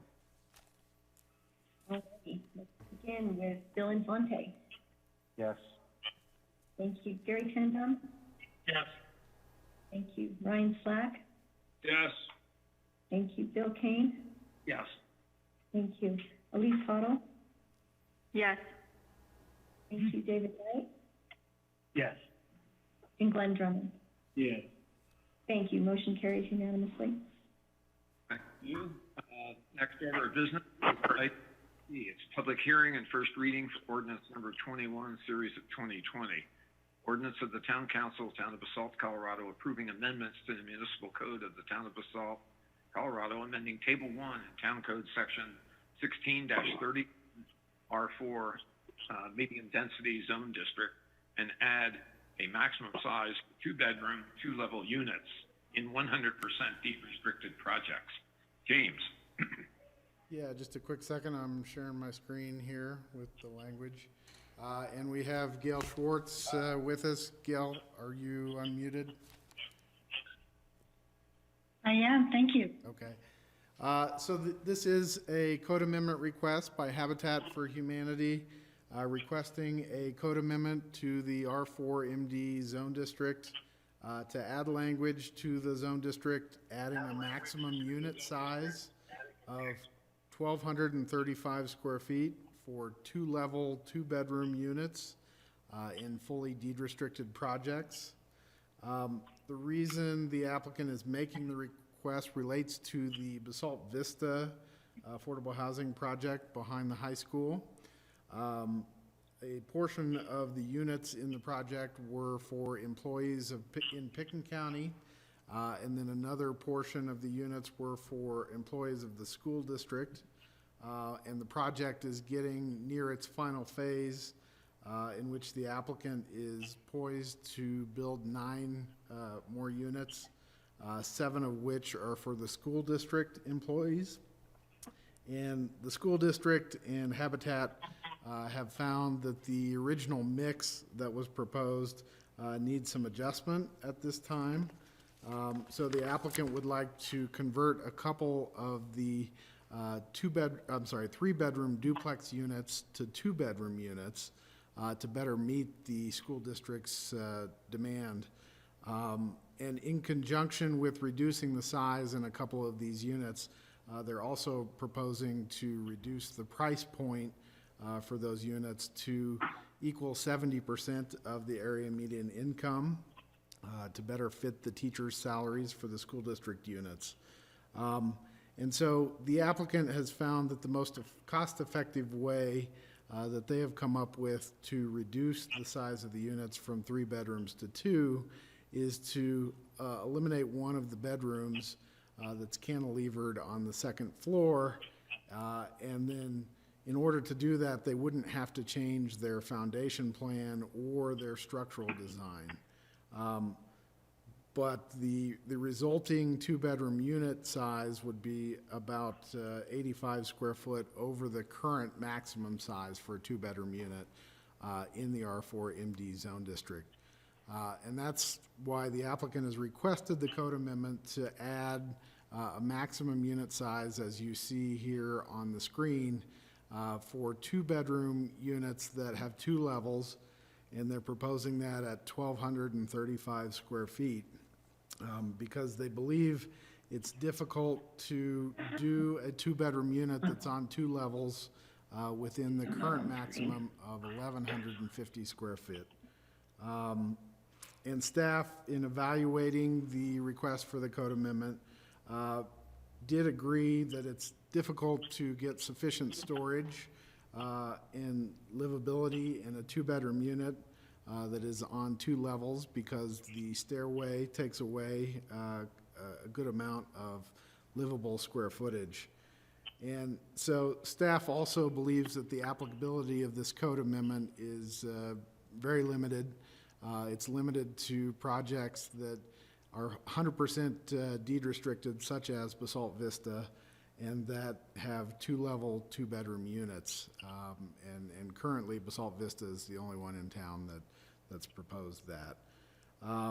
The Planning and Zoning Commission, as well as the Basalt Affordable Community Housing Committee, BAC, reviewed the application and the proposed amendment, and they've recommended approval with the language that you have in the draft ordinance.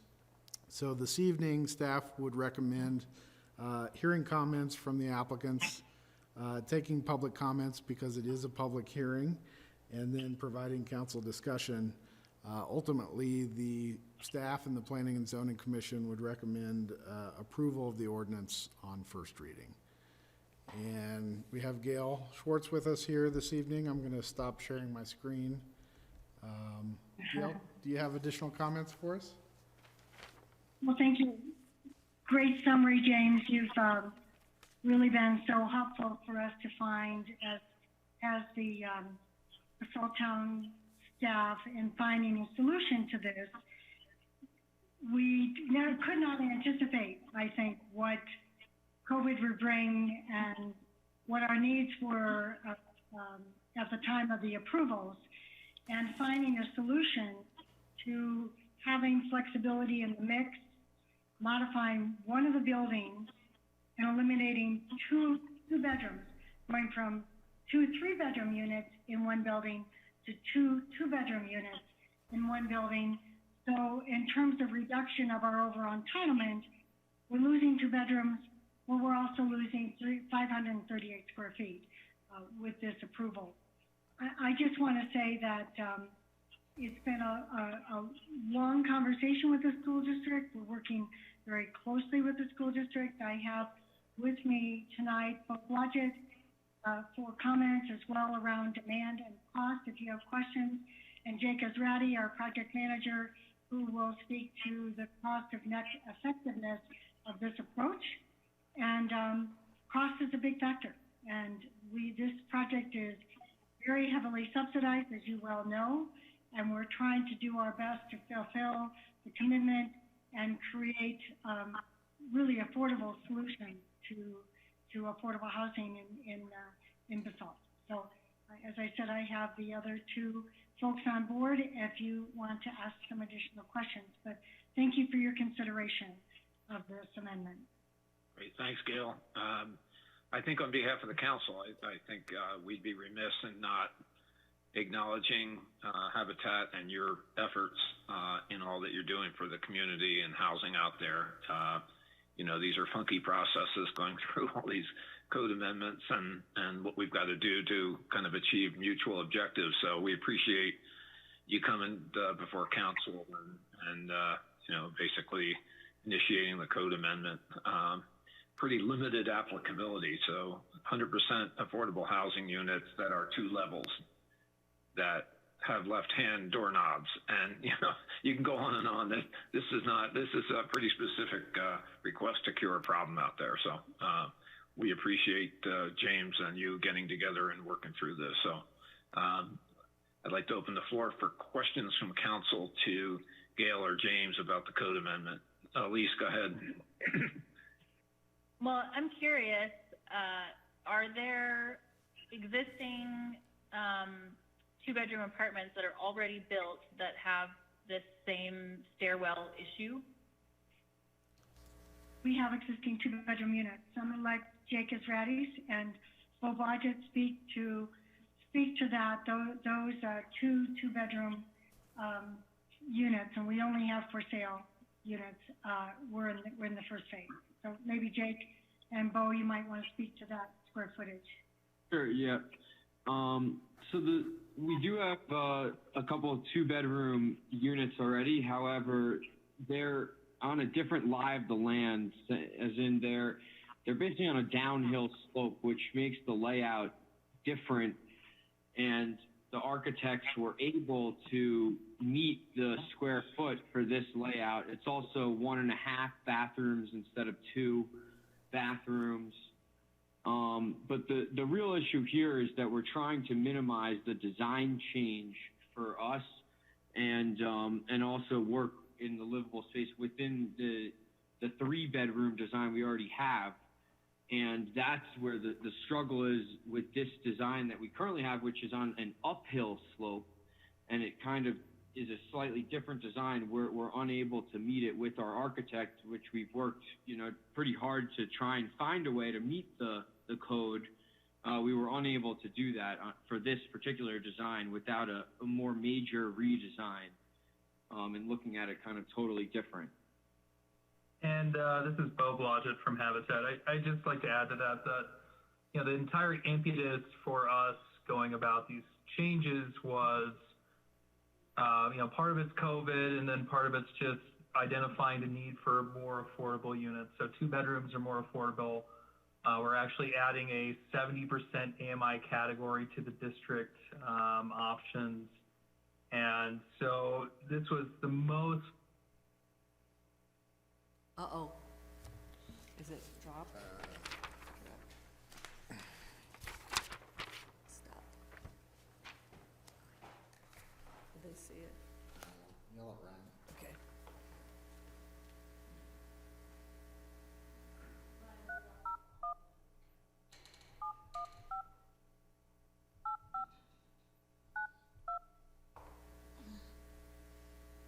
Welcome to Zoom. Enter your meeting ID followed by pound.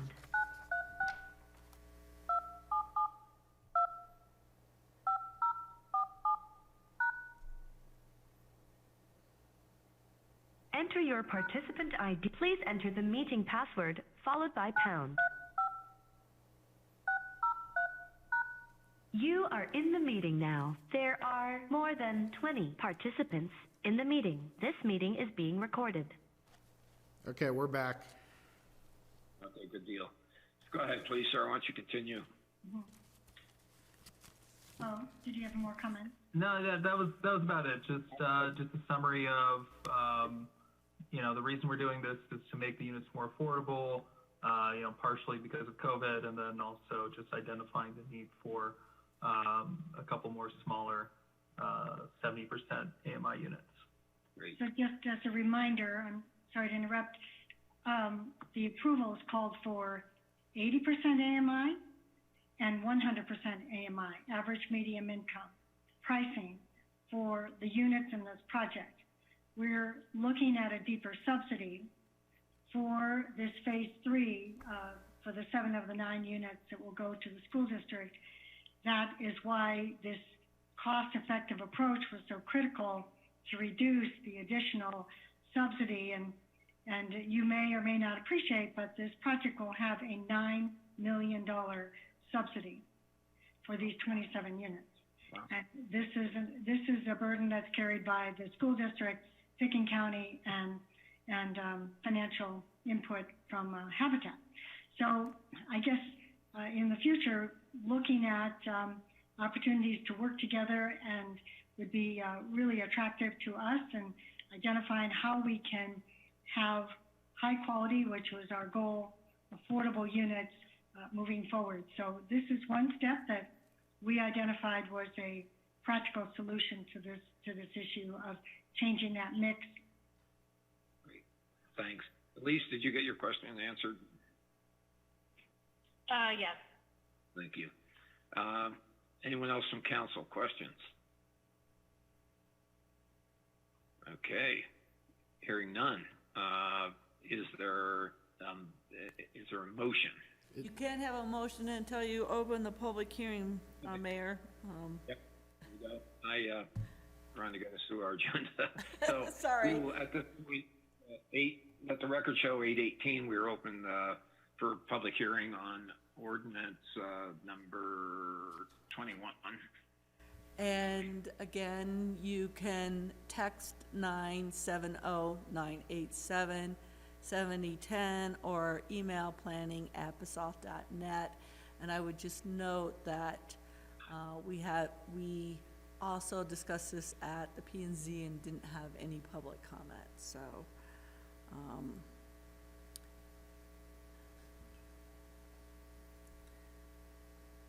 clock is running. Clock is running, yes.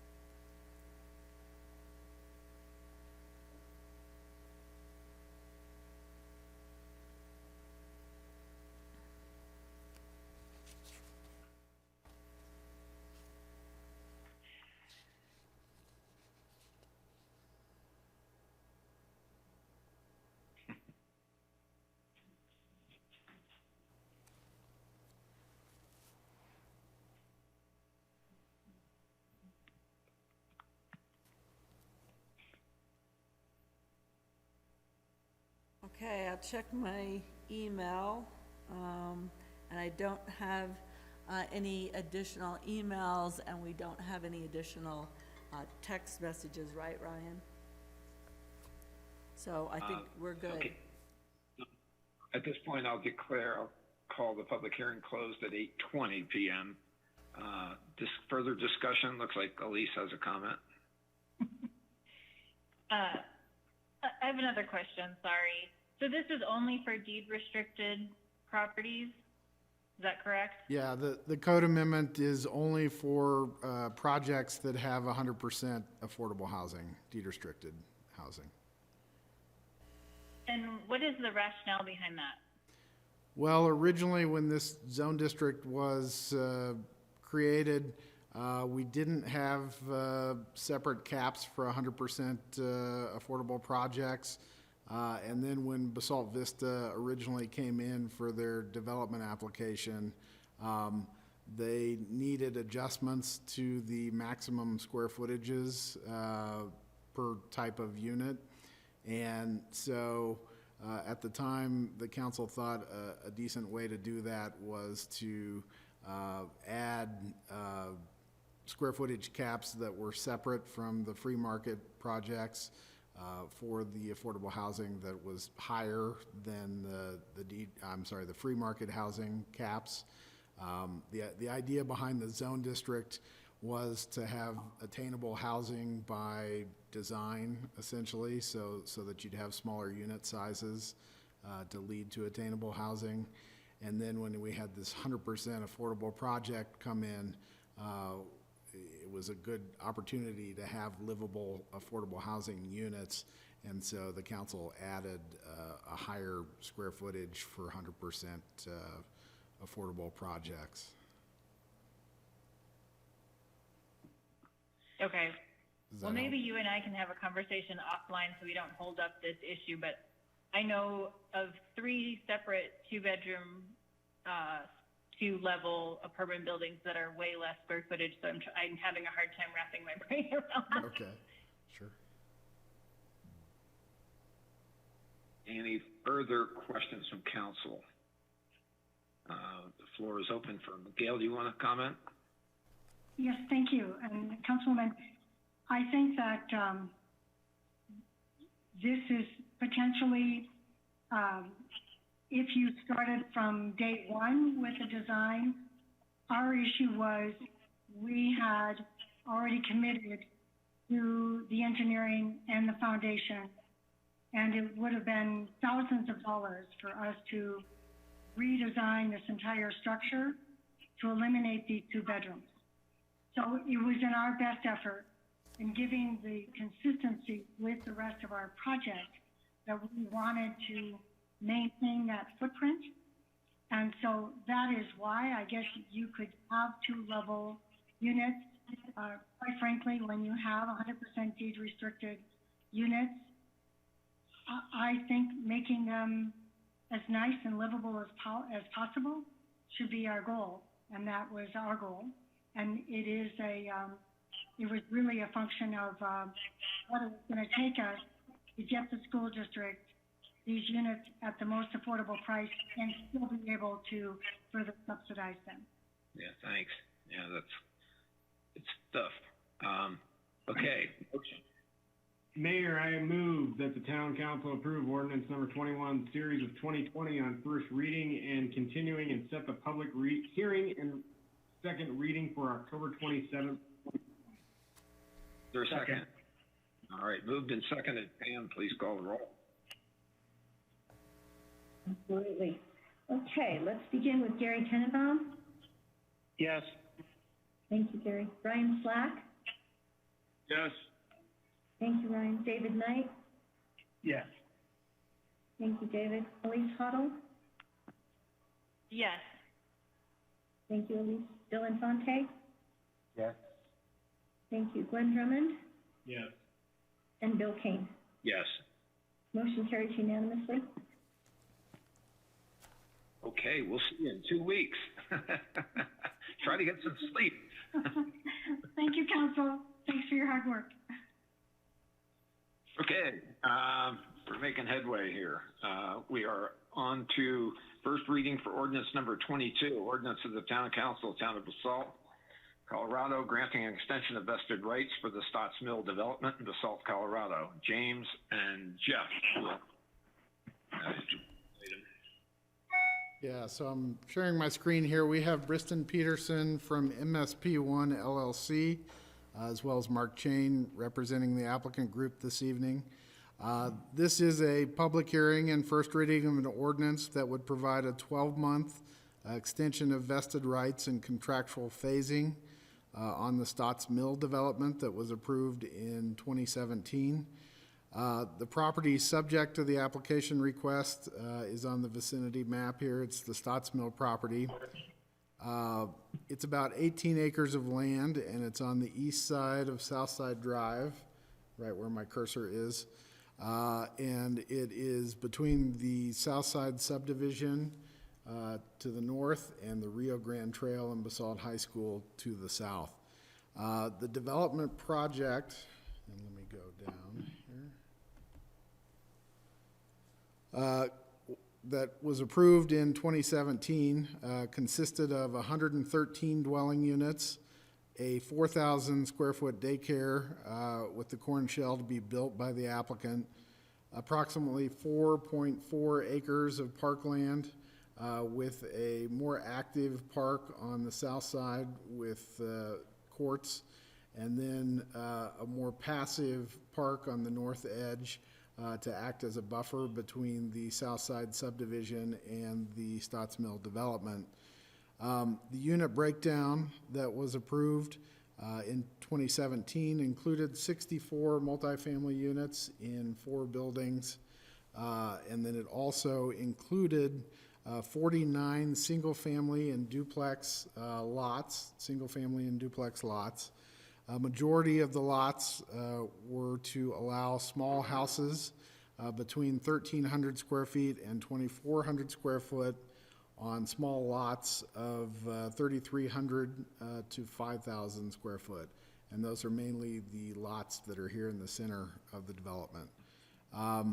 There was, in the approvals, 19 category multifamily affordable housing units. There was also 7 deed-restricted lots, 3 of which were to be dedicated to the school district, 4 of which were also to be sold at reduced maximum lot prices to entities of the town council's choosing.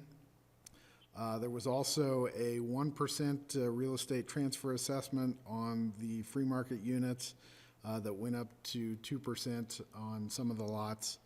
And then there were also considerable transportation funds, and there was a list of community benefits in your packet. The approval ordinance from 2017 had a provision in it that the applicant had 3 years of vested rights and contractual phasing, in which that time they were required to build North Park up here, as well as the roads and utility infrastructure in the project. Those were required to be built and installed within that 3-year time frame. This past spring, the applicants were getting ready to commence their infrastructure work, and then they had some difficulties finalizing a ditch agreement with the Home Supply Ditch, which runs between the Southside subdivision and the proposed North Park. And in the previous approvals for Stotts Mill, and there have been several over time, it was fairly easily worked out to keep the ditch open and to work out a ditch agreement. But this time around, the ditch company had some new representatives that were interested in having the ditch piped through this area. And staff didn't want the ditch piped, as it would kill most of the vegetation that acts as the vegetate buffer between the Southside subdivision and the proposed project. So staff encouraged the applicant to work with the ditch company, and it's taken 4 to 6 months here of working with the ditch company to kind of come up with what we believe is nearing an amicable solution on keeping the ditch open, but meeting the ditch company's needs. So that required the applicant to not be able to install the necessary infrastructure in that 3-year time frame. So the applicant originally applied for a 18-month extension to install the North Park, as well as the improvements to the project. They've since reduced that request down to 12 months, which they believe is the minimum amount of time that it will take to build that construction of the North Park, as well as the other infrastructure. Staff is supportive of the extension. Staff believes that the main delay was primarily due to circumstances that were kind of out of the applicant's control. Staff thinks this is a good project with considerable community benefit, and that it was consistent with the master plan. There have been only a couple code changes since 2017 when the applicants received approval. Those main code changes were updates to the sustainable building requirements, as well as the new wildfire protection ordinance that council approved a month or 2 ago. And those have been included in the ordinance to apply to Stotts Mill as they relate to building code and life safety requirements, which always get applied. So this evening, staff would suggest hearing any comments that the town attorney has on aspects of the extension of vested rights, and then taking applicant comments, providing public comments, because this is a notice public hearing, and then providing council discussion. Ultimately, the staff would recommend approval of the ordinance on first reading. So with that, I will stop sharing my screen and bring it back to Jeff to see if you have additional comments you'd like to provide. I'm happy to answer any questions. I guess I'll make one brief comment related to vested rights, just for some of our new council people, in case there are any questions about what that means. So in general, when there is approval of a site-specific development plan, there comes with it vested rights, which means the developer has the right to undertake and complete that project pursuant to that site-specific development plan, notwithstanding any changes to the land use code or otherwise that might otherwise affect the property. So when vested rights expire, it's not necessarily the case that the development approval lapses, but that it would be subject to any other changes that might occur. With this particular property, it tied in, the development approvals and the vested rights also tied in with the annexation of the property. So there is kind of some interweaving of the issues in the original development approval. And the extension of vested rights would ensure that although there haven't been any changes to the land use code that might particularly concern this property, an extension of the vested rights would ensure a clear record, allowing the developer to proceed with that site-specific development plan. It would not open up the development approval to any ambiguity, and would allow them to move forward with the project without any question.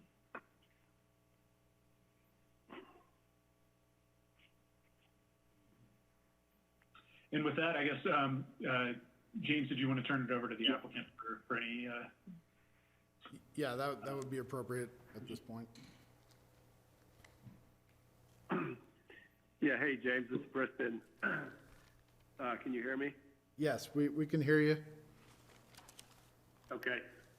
Yeah, thank you, Town Council. As James indicated, we were prepared to literally put a shovel in the ground approximately 6 months ago. The record plat was both signed by myself and I believe by the mayor.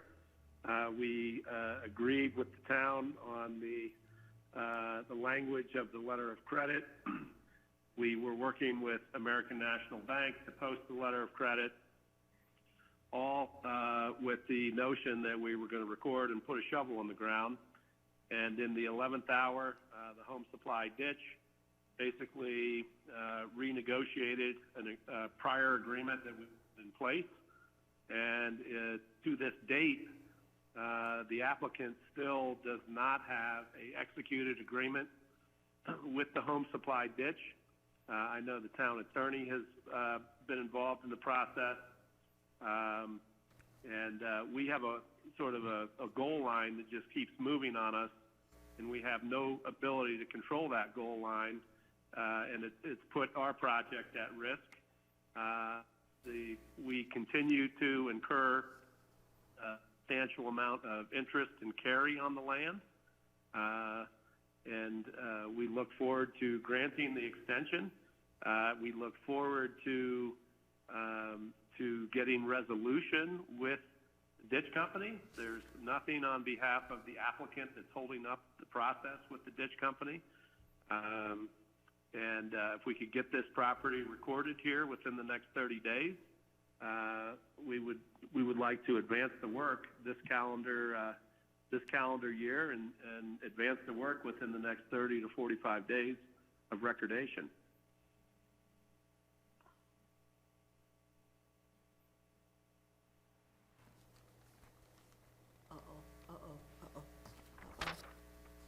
You're muted. Oh, Bill, you're muted. I think you're just muted. Okay. Hey, Briston. Hi, this is Bill Kane. Hey, Bill. So, are you pretty close with Home Supply? I mean, you guys miles apart? Or are you getting pretty close? I think it's between the town attorney and Home Supply. We basically got to the point where we threw our hands up with the Home Supply ditch company, where various board members, old ranchers on the board, and some newcomers on the board weren't seeing eye to eye on how to maintain the ditch, pipe the ditch, not pipe the ditch. As many of you know, may look back at the history of this project, it was very important for the south side neighborhood to have the landscape buffer, hence why we have a north park between Stotts Mill, between the yards, the southern yards on south side. Home Supply Ditch has made it very clear to us that they really don't care what the south side neighborhood wants, that if they want to go in there and clean out the vegetation between the north park and the south side neighborhood, they can clear the vegetation out without having any comments from effectively anybody.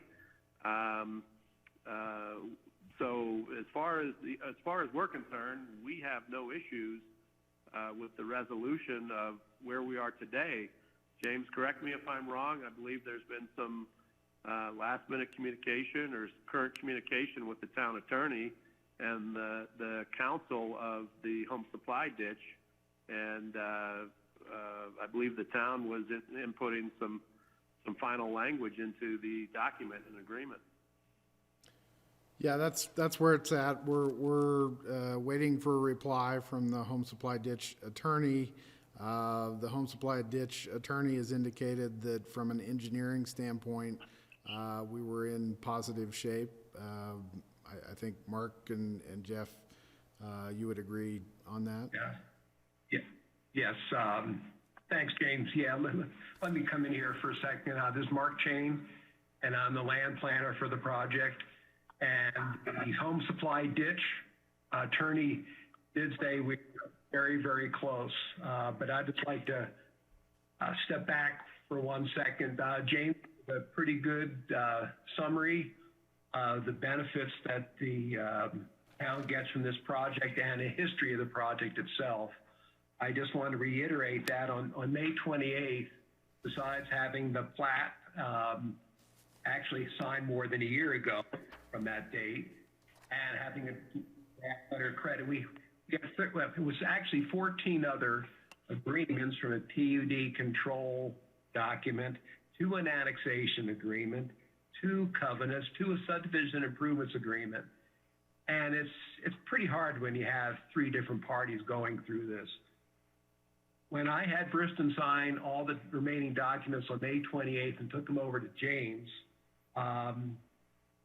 we had one item with the Home Supply Ditch, and that was the percentage of retainage, how much was going to be held by Home Supply Ditch for when the improvements were accepted, when the end of the warranty period is. That was the only item left, and we had a conference call, Jeff, myself, James, and the ditch attorney back in March, and we were, on 1 inch line. I got a letter on June the 3rd with 9 different items, and as Briston said, it went back to, maybe you ought to, excuse me, just pipe this sucker. Now, I'm not sure if any of you have had many dealings with ditch companies, but they're a different entity. And I've had extensive dealings with the Rockford Ditch in Carbondale, which includes the town, Colorado Rocky Mountain School, and Satank. And that is easy compared to this. So on June the 3rd, when I got that letter, I was in shock, and Briston was livid. We've tried our best to get this on track. We think we are. And the plan all along was to get the infrastructure in the fall, and then finish the ditch work when the ditch was shut off in the winter. And with that, I'll leave it, and I'm open to questions. Questions of council for either James or the applicant? I got one. Yeah. Elise and Glenn. Go ahead, Jerry. So, Elise, if you wanted to go. Okay. All right. Well, my question, I'm sorry, I'm new to council. I just joined in April, so forgive me for not having the history and the backstory, but I guess I'm still questioning, if you had 3 years for your vested rights, why you waited until May to decide to put shovel to ground and then find out you have an issue with the ditch company?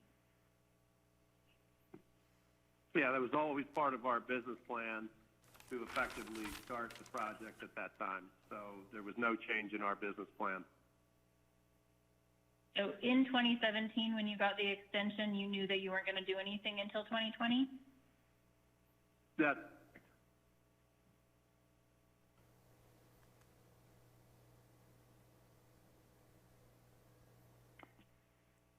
Did we lose you? Gary? Did we get an answer on that, though? No. We didn't get an answer on that. Well, yeah, that was always part of our business plan. So the answer is yes. Yes. Okay. So you intentionally waited that long to start? It was always part of our business plan to effectively start the project. When we were proposing to start the project, we had a prior agreement with the ditch company that we fundamentally agreed to. And as Mark said, you have to sign a record plat, you have to record a plat, you have to post a letter of credit, and in the 11th hour, the last remaining document basically got renegotiated on us. But I think, like, to Elise's point is the way I'm understanding what was said is that you didn't plan on doing anything until May 2020 when you got approved in 2017. That's correct. Okay. Yeah.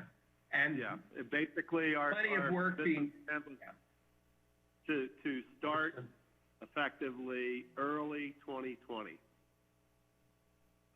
So, and that's when the shovel's going to go into the ground. I mean, when you have that many agreements, that many deed restrictions, you know, it takes a long period of time to get these all straight between the various legal entities.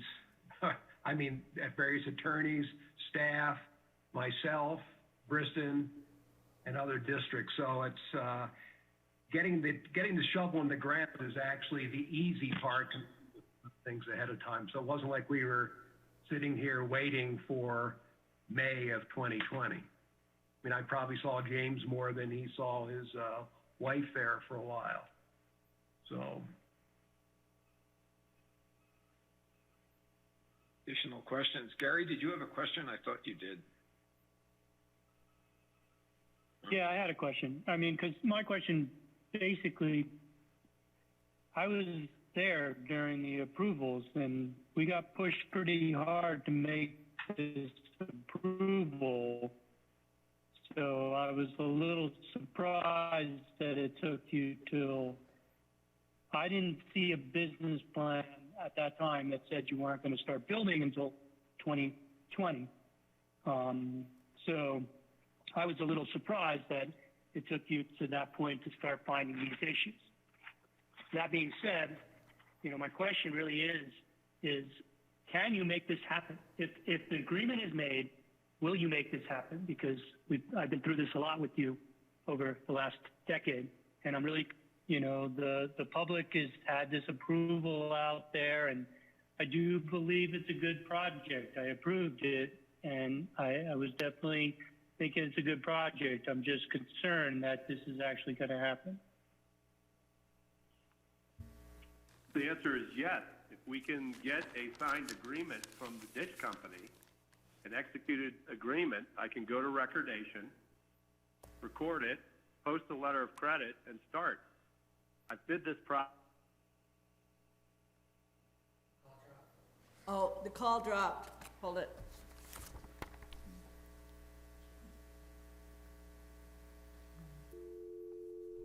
Yell at Ryan. Yeah,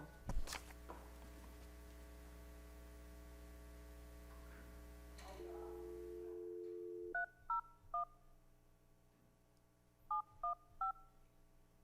I don't know why they can't figure out this call drop. I don't either. Welcome to Zoom. Enter your meeting ID followed by pound.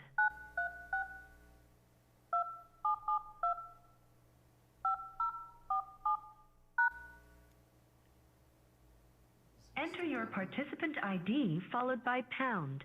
Otherwise, please enter the meeting password followed by pound.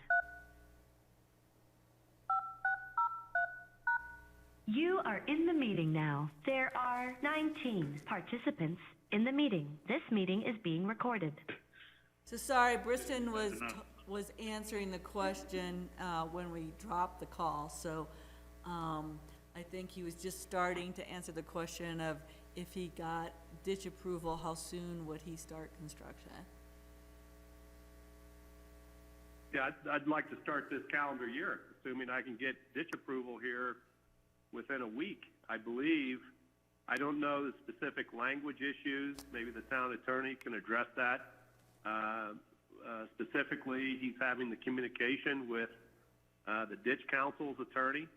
And we're letting what I call the tail wag the dog. I got a ditch company that keeps moving the goal line on me, and in a perfect world, I wouldn't even have requested this extension. We'd be under construction. So this thing has been literally out of our control.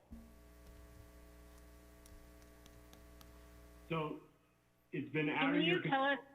It's been out of your control since 2017? I'm sorry, who's talking here? Jeff, I think you had your hand up. I'm just curious, has this been out of control since 2017 on your behalf, Briston? Fundamentally, we had a prior agreement with the ditch company. When Mark put all the documentation ready to sign the documents, record the documents, the ditch company had a new board, new council, new representation, and they fundamentally reopened and renegotiated our deal and extended this project. I think you should add some. Sure, I'll provide a few other comments for context. There was a draft. The agreement that we're talking about it's called a ditch modification agreement. Completion of this project requires certain improvements to be constructed within the ditch easement. That requires consent of the ditch company.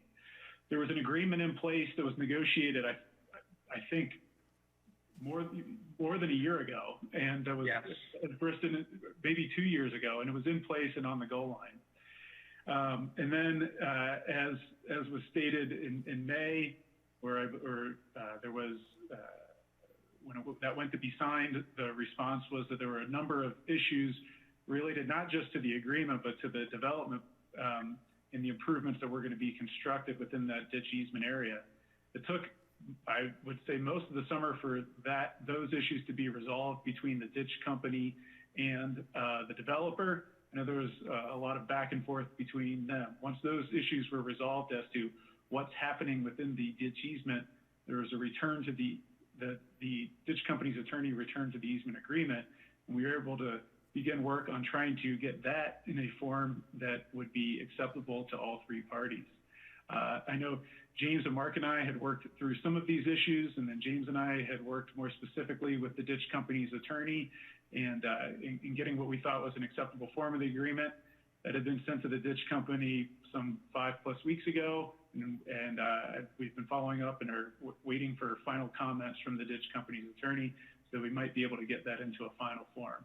I think it's close, but that's where things are at as they relate to that agreement. Okay.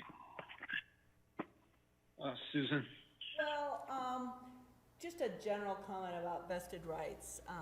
Our developers always like a very long period of vested rights. So they come in and will ask for 10 years or 7 years.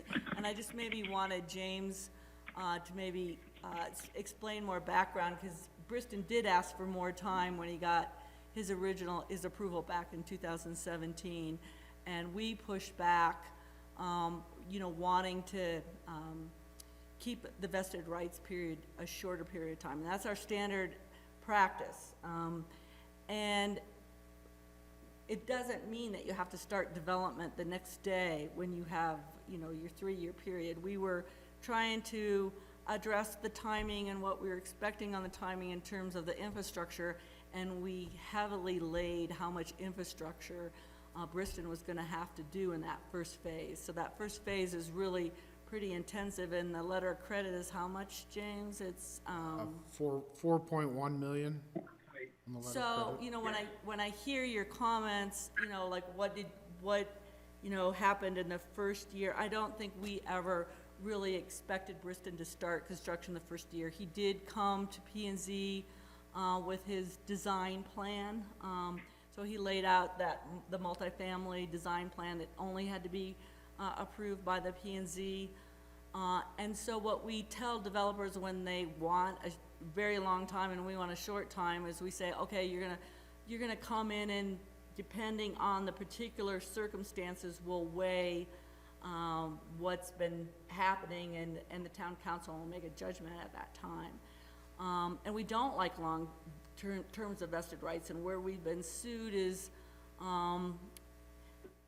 you know, when we have affordable housing and we start, you know, major code amendments, and they're applicable, but in this case we haven't. So I guess it doesn't trouble us as much that he didn't start construction in that 3-year period, because he knew, I mean, he had 3 years to do the development. So I don't know if that's helpful, but you know, every project, the Basalt River Park, they all really want a long period of vested rights, and we like to have the shorter period. So it's just kind of the way it works. That's helpful, thanks. Additional questions? Can someone give me like the short story between 2009 and 2017? Yeah. There were several approvals on the property. Initially, in I believe it was 2009, there was an approval for 103 units. And then after that approval, there was a nonprofit organization that came in and got a contract on the property, and came through with an application for a continuing care and retirement community, a CCRC.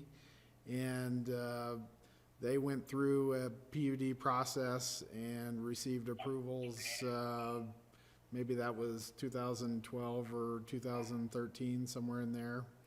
And then after they came through and received approvals, that nonprofit entity disbanded, and so they didn't go through with the continuing care and retirement community. And then so the applicant, Briston MSP1, came back in and re-upped their approvals and added daycare facility to it, and received their approvals once again in 2017.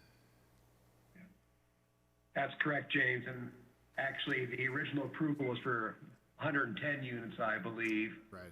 And that nonprofit was the Aspen Valley Medical Association. Foundation, yeah.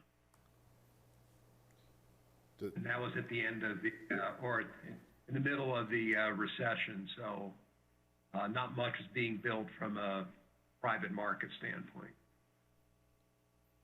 Does that help, Elise? More detail?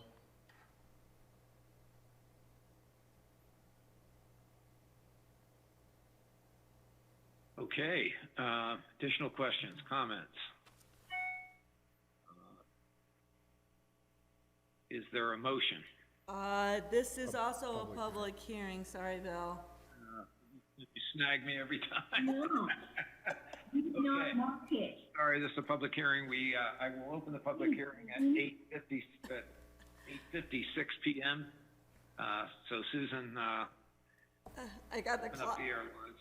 I got the clock, and you can text 970-987-7010 or email planning@basalt.net if you would like to speak during the public hearing.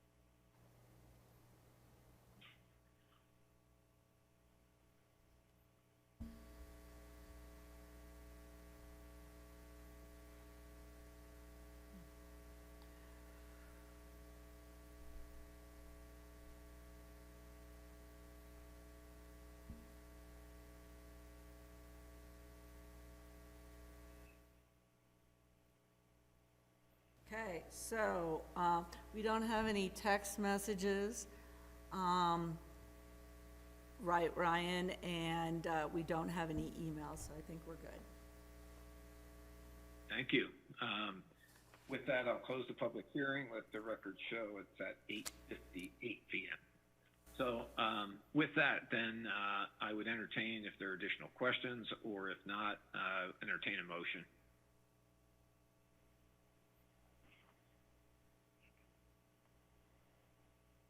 Elise.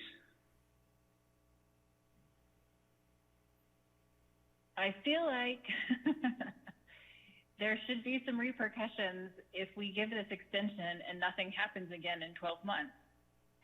This is a little bit the boy who cried wolf to me. Okay.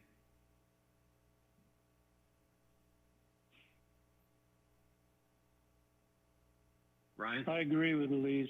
I just have one question. I remember when we, and I agree with that too. I mean, if he doesn't build it in 12 months, he's not going to have a project. But that being said, I guess I wonder, James, could you refresh me on he has to build the childcare shell, but then isn't there some weird short time frame that a childcare facility has to go in there and then it diverts to a nonprofit or something else? I believe that's at the council's approval. Yes. That it could be converted to another public entity or nonprofit entity. Let me grab my packet material. Yes. Sorry about that. I was just That's correct, James. That's correct. And there was also a certain time period that had to be reserved. Ryan, that's a good question. Just because I know we're dealing with a lot of different stuff in the childcare sector, and we'll just be interested to be refreshed on that. I'll have an answer for you here quickly.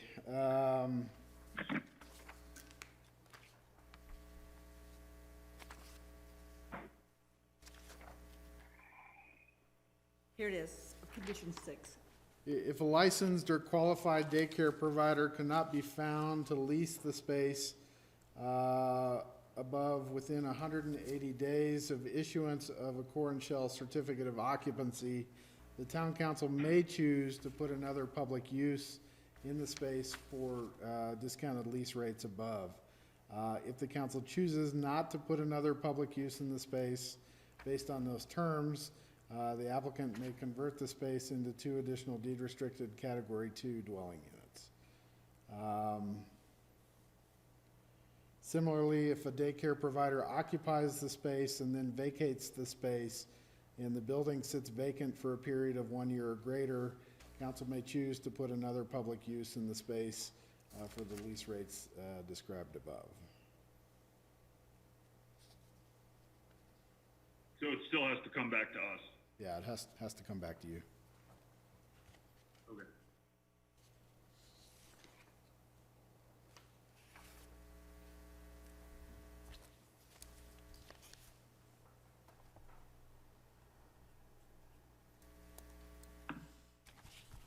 So is the developer as impatient as we are with getting this going? Yeah, if the town could literally help create leverage with the ditch company, it would be most appreciative. And if we create that leverage, what happens if you sell this property in 6 months?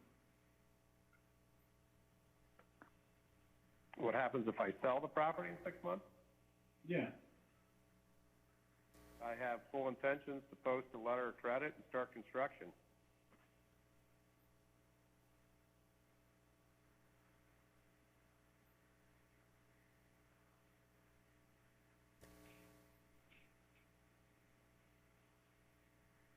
I struggle with the 11-year period.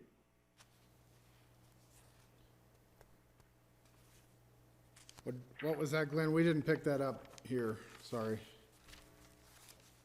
I struggle with this. Has been in the works for 11 years. I agree. No. What the hell? I wish you guys could have been present for the 11 years. Yeah, that's been a pretty tumultuous 11 years. We had a inconvenient, recession/depression 08 and 09. So that's when it looked like the market had completely disappeared for housing. So Aspen Valley Medical Foundation stepped in. That consumed 4 or 5 years of that schedule. So I'm certainly not defending it, but I think there are probably reasonable explanations. I don't think it's exclusively due to anyone's reluctance to move forward. I think there were pretty tough circumstances that certainly we faced when I was the town manager. So. Well, I guess one of my concerns is that now that it's sat vacant for 11 years, once they actually do start building the streets and putting in utilities, that there's going to be a big uproar for the public who's gotten used to it being a nice little open space along the Rio Grande Trail now.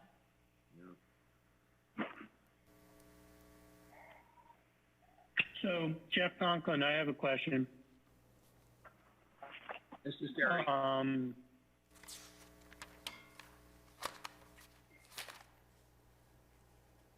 If we don't approve,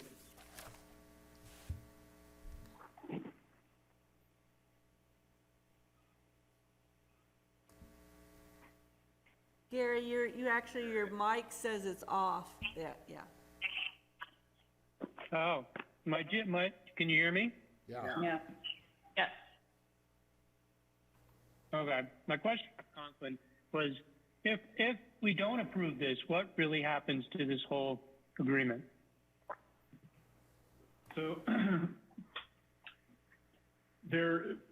the lapsing or the expiration of the vested rights would not necessarily cause the development approvals to lapse. However, the way that this was approved as part of the annexation agreement, some of the approvals as they relate to annexation and the contractual phasing kind of merge some of these planning concepts. So it creates a bit of ambiguity. It would open the door, I think, to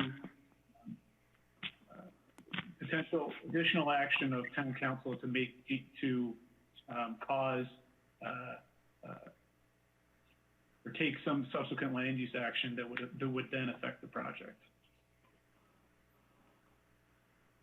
And we thought that if you weren't inclined to approve it, that just denying the ordinance on first reading probably wouldn't be the best, that you would want to maybe make it clear what your intention really was. And it might be more of an impact on financing the project more than, the legal aspect of it. But we were kind of thinking that because there could be some ambiguities, that it would be more helpful to spell out what the council's intention was. David? Yeah, I'm just kind of listening. I share a lot of the same concerns my fellow counselors have, and I'm empathetic, though, too, to some of the circumstances. I think one thing that might be helpful for us is, you mentioned that, your business plan and everything like that. Do you have a roadmap with high-level milestones or anything like that over a span of time? Like, we know what was supposed to happen this year and soon, but what's the total game plan and the time frame at this point as far as those high-level milestones? I'd be curious to see that, and that would probably bring us a level of comfort. Sure. Fundamentally, if we could get the record plat recorded, the letter of credit posted, if that can happen within 30 days, we're going to start the project. And what is happening is I feel literally for the past 6-7 months that I've been held hostage, sitting on the sideline, literally trying to influence the ditch company. James has been doing the best he has been able to do through this process. and trying to get a ditch company to come to an agreement that is holding up this entire project has been fundamentally very disturbing. And I've literally had no ability to control the outcome of the ditch company. I suggested to James very early on in this process, when I saw the ditch company fundamentally renegotiating, not really coming back to us with a cohesive response, I said, James, just get rid of the north crossing across the ditch, because it's a crossing that we didn't even want. We didn't want it. Southside community didn't want it. And that's the crux of the issue. It has to do with the crossing on the northeast corner of the project, all for emergency access vehicles. So I provided the town and I provided the ditch company with alternate solutions during this process, and none of those were acceptable.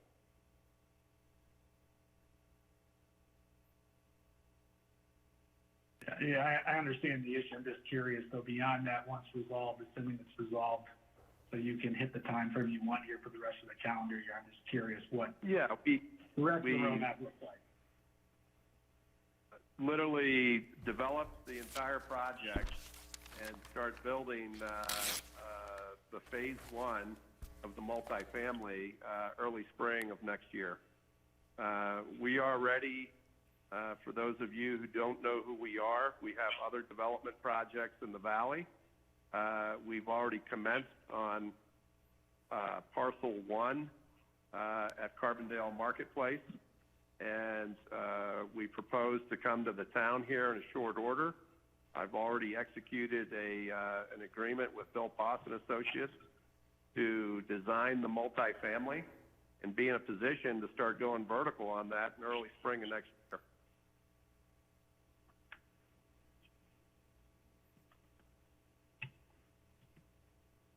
Okay, what's the pleasure of the council?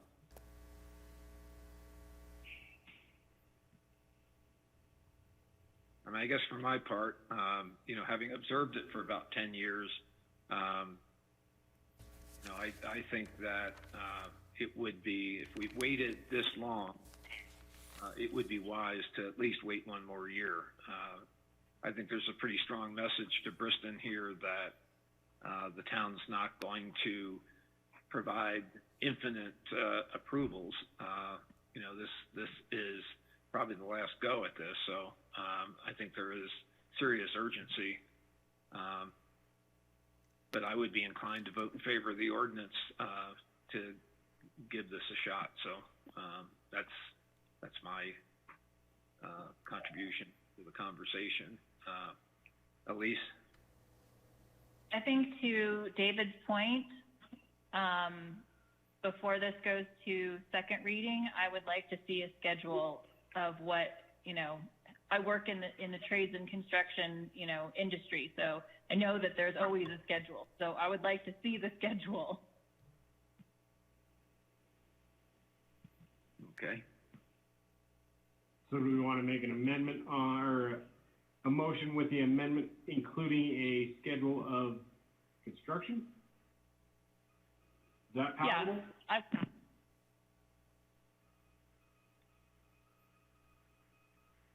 Ryan? Looks like you were getting ready to hit something. Does it make any sense to continue this hearing, since no one wants to make a motion to go to second, or does that delay it in a totally? I think something was suggesting. I think Glenn was suggesting a motion that would say that it's approval on first reading, subject to submission of a construction schedule before second reading. Was that a motion or a suggested idea? Where are we with that, Glenn? You know, I mean, I confer to, like, we're best not to just abandon it, right? Yeah, I agree. I think, I mean, since we've dealt with these approvals for so long, and I've been part of this thing since the beginning, I do believe it's a good project. I have major concerns that this is going to happen. So I do, and so, you know, I'd be okay with one more year, and I'll still be here next year, and I will definitely not continue this if we can't make this happen. So I'm going to say, I think the project's good. I think my biggest frustration is the fact that, you know, excuses aside, it's been 11 years in the making. It causes community, it causes me to question whether or not there's seriousness behind it. I hope that there is. So I'm going to make a motion on Mayor, I move that the town council approve ordinance number 22, the series of 2020 on first reading and continue to set the public hearing and second reading for October 22nd. That we get to see a concrete construction schedule. Second. Okay, we have a motion. It's been moved and seconded.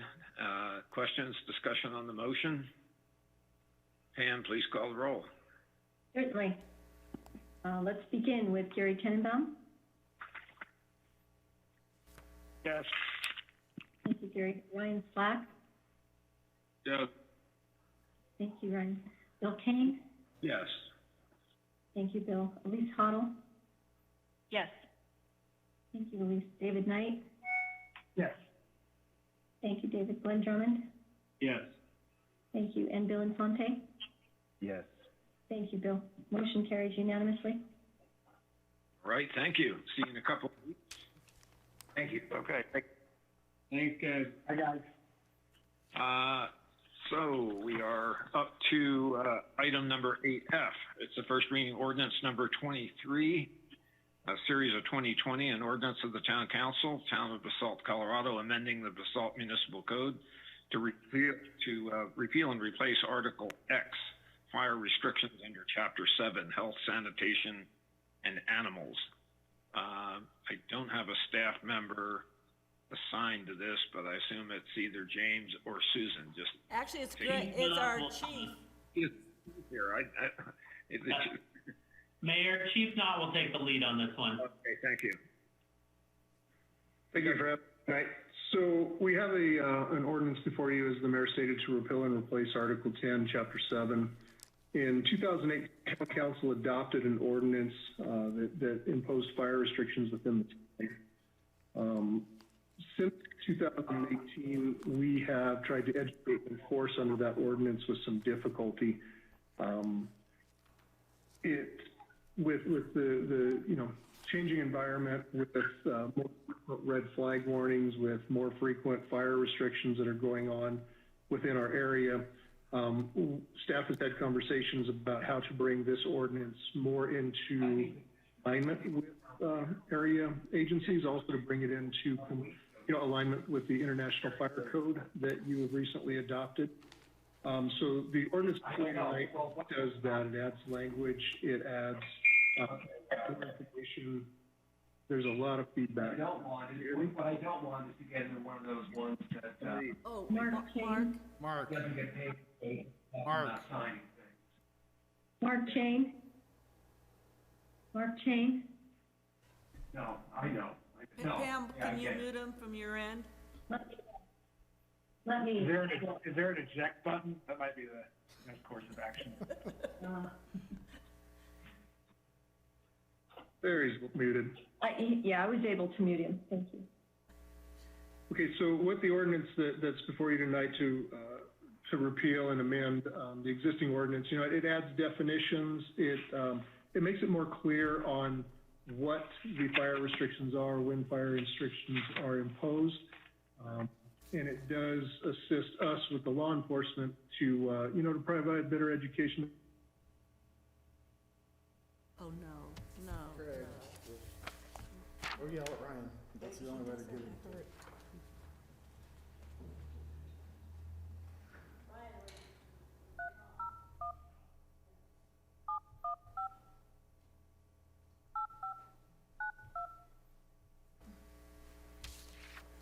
Welcome to Zoom. Enter your meeting ID followed by pound.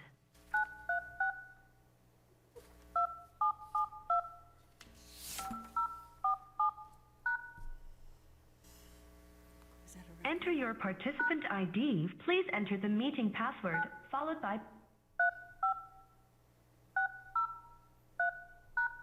You are in the meeting now. There are 17 participants in the meeting. This meeting is being recorded. Come on out. So We Greg, could literally do this. sorry, Greg, you were talking about, you were doing your presentation and you hadn't gotten very far about getting in line with the other agencies. Yep, so are we back on? Yes. Susan? Yeah. You good to go? Yeah. Okay, thanks. Okay. So yeah, what the ordinance does is it cleans up a lot of the language, adds definitions, assists us in, education and enforcement. I've also taken this to Roaring Fork Fire, and they have gone over it. They approve of the revisions. They did not have any suggested revisions to it, so we're in alignment with them. And tonight, what you have before you is the revised ordinance to repeal and replace, and I'm open to any questions that you might have. And if Jeff has anything, Jeff was very instrumental and helpful in this, so he can also answer questions if you have any. Are we in stage 1 now? We are in stage 1 right now. Okay. So Jeff, do you have any comment, or are you good to go? If there are any questions, I'm happy to answer them. Oh, great. Okay. This is an ordinance, so Susan, we will have to open this for public comment. So Actually, on this one, it is not an advertised public hearing, so we actually, on this one, don't need to open it up for public comment. this is the only one where I actually called for a public hearing. Man, it's going to take me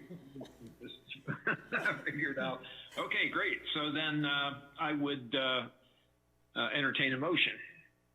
Mayor, I move the town council approve ordinance number 23, series of 2020 on first reading and continue and set the public hearing and second reading for October 27th, 2020. Is there a second? Second. Been moved and seconded. Pam, please call the roll. Certainly. Let's begin with Bill Infante. Yes. Thank you, Bill. Bill Kane. Yes. Thank you, Ryan Slack. Yes. Thank you, Gary Tenenbaum.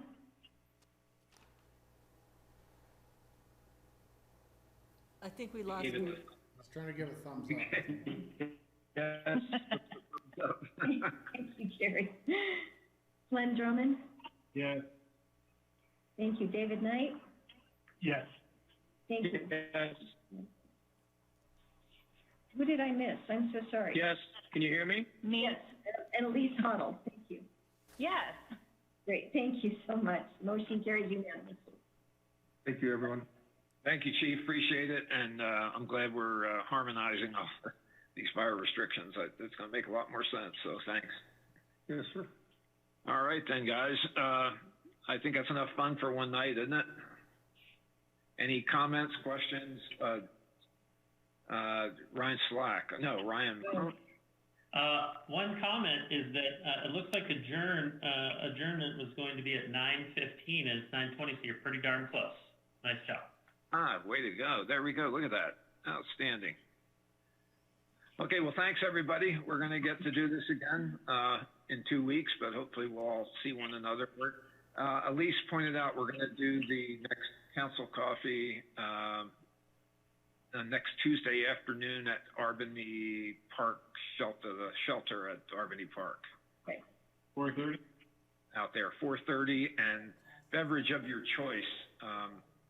That beverage covers a lot of ground there, so we're not. All right, guys. Thank you very much. Thanks, everybody. Good night, y'all. Let's shut this down. Oh.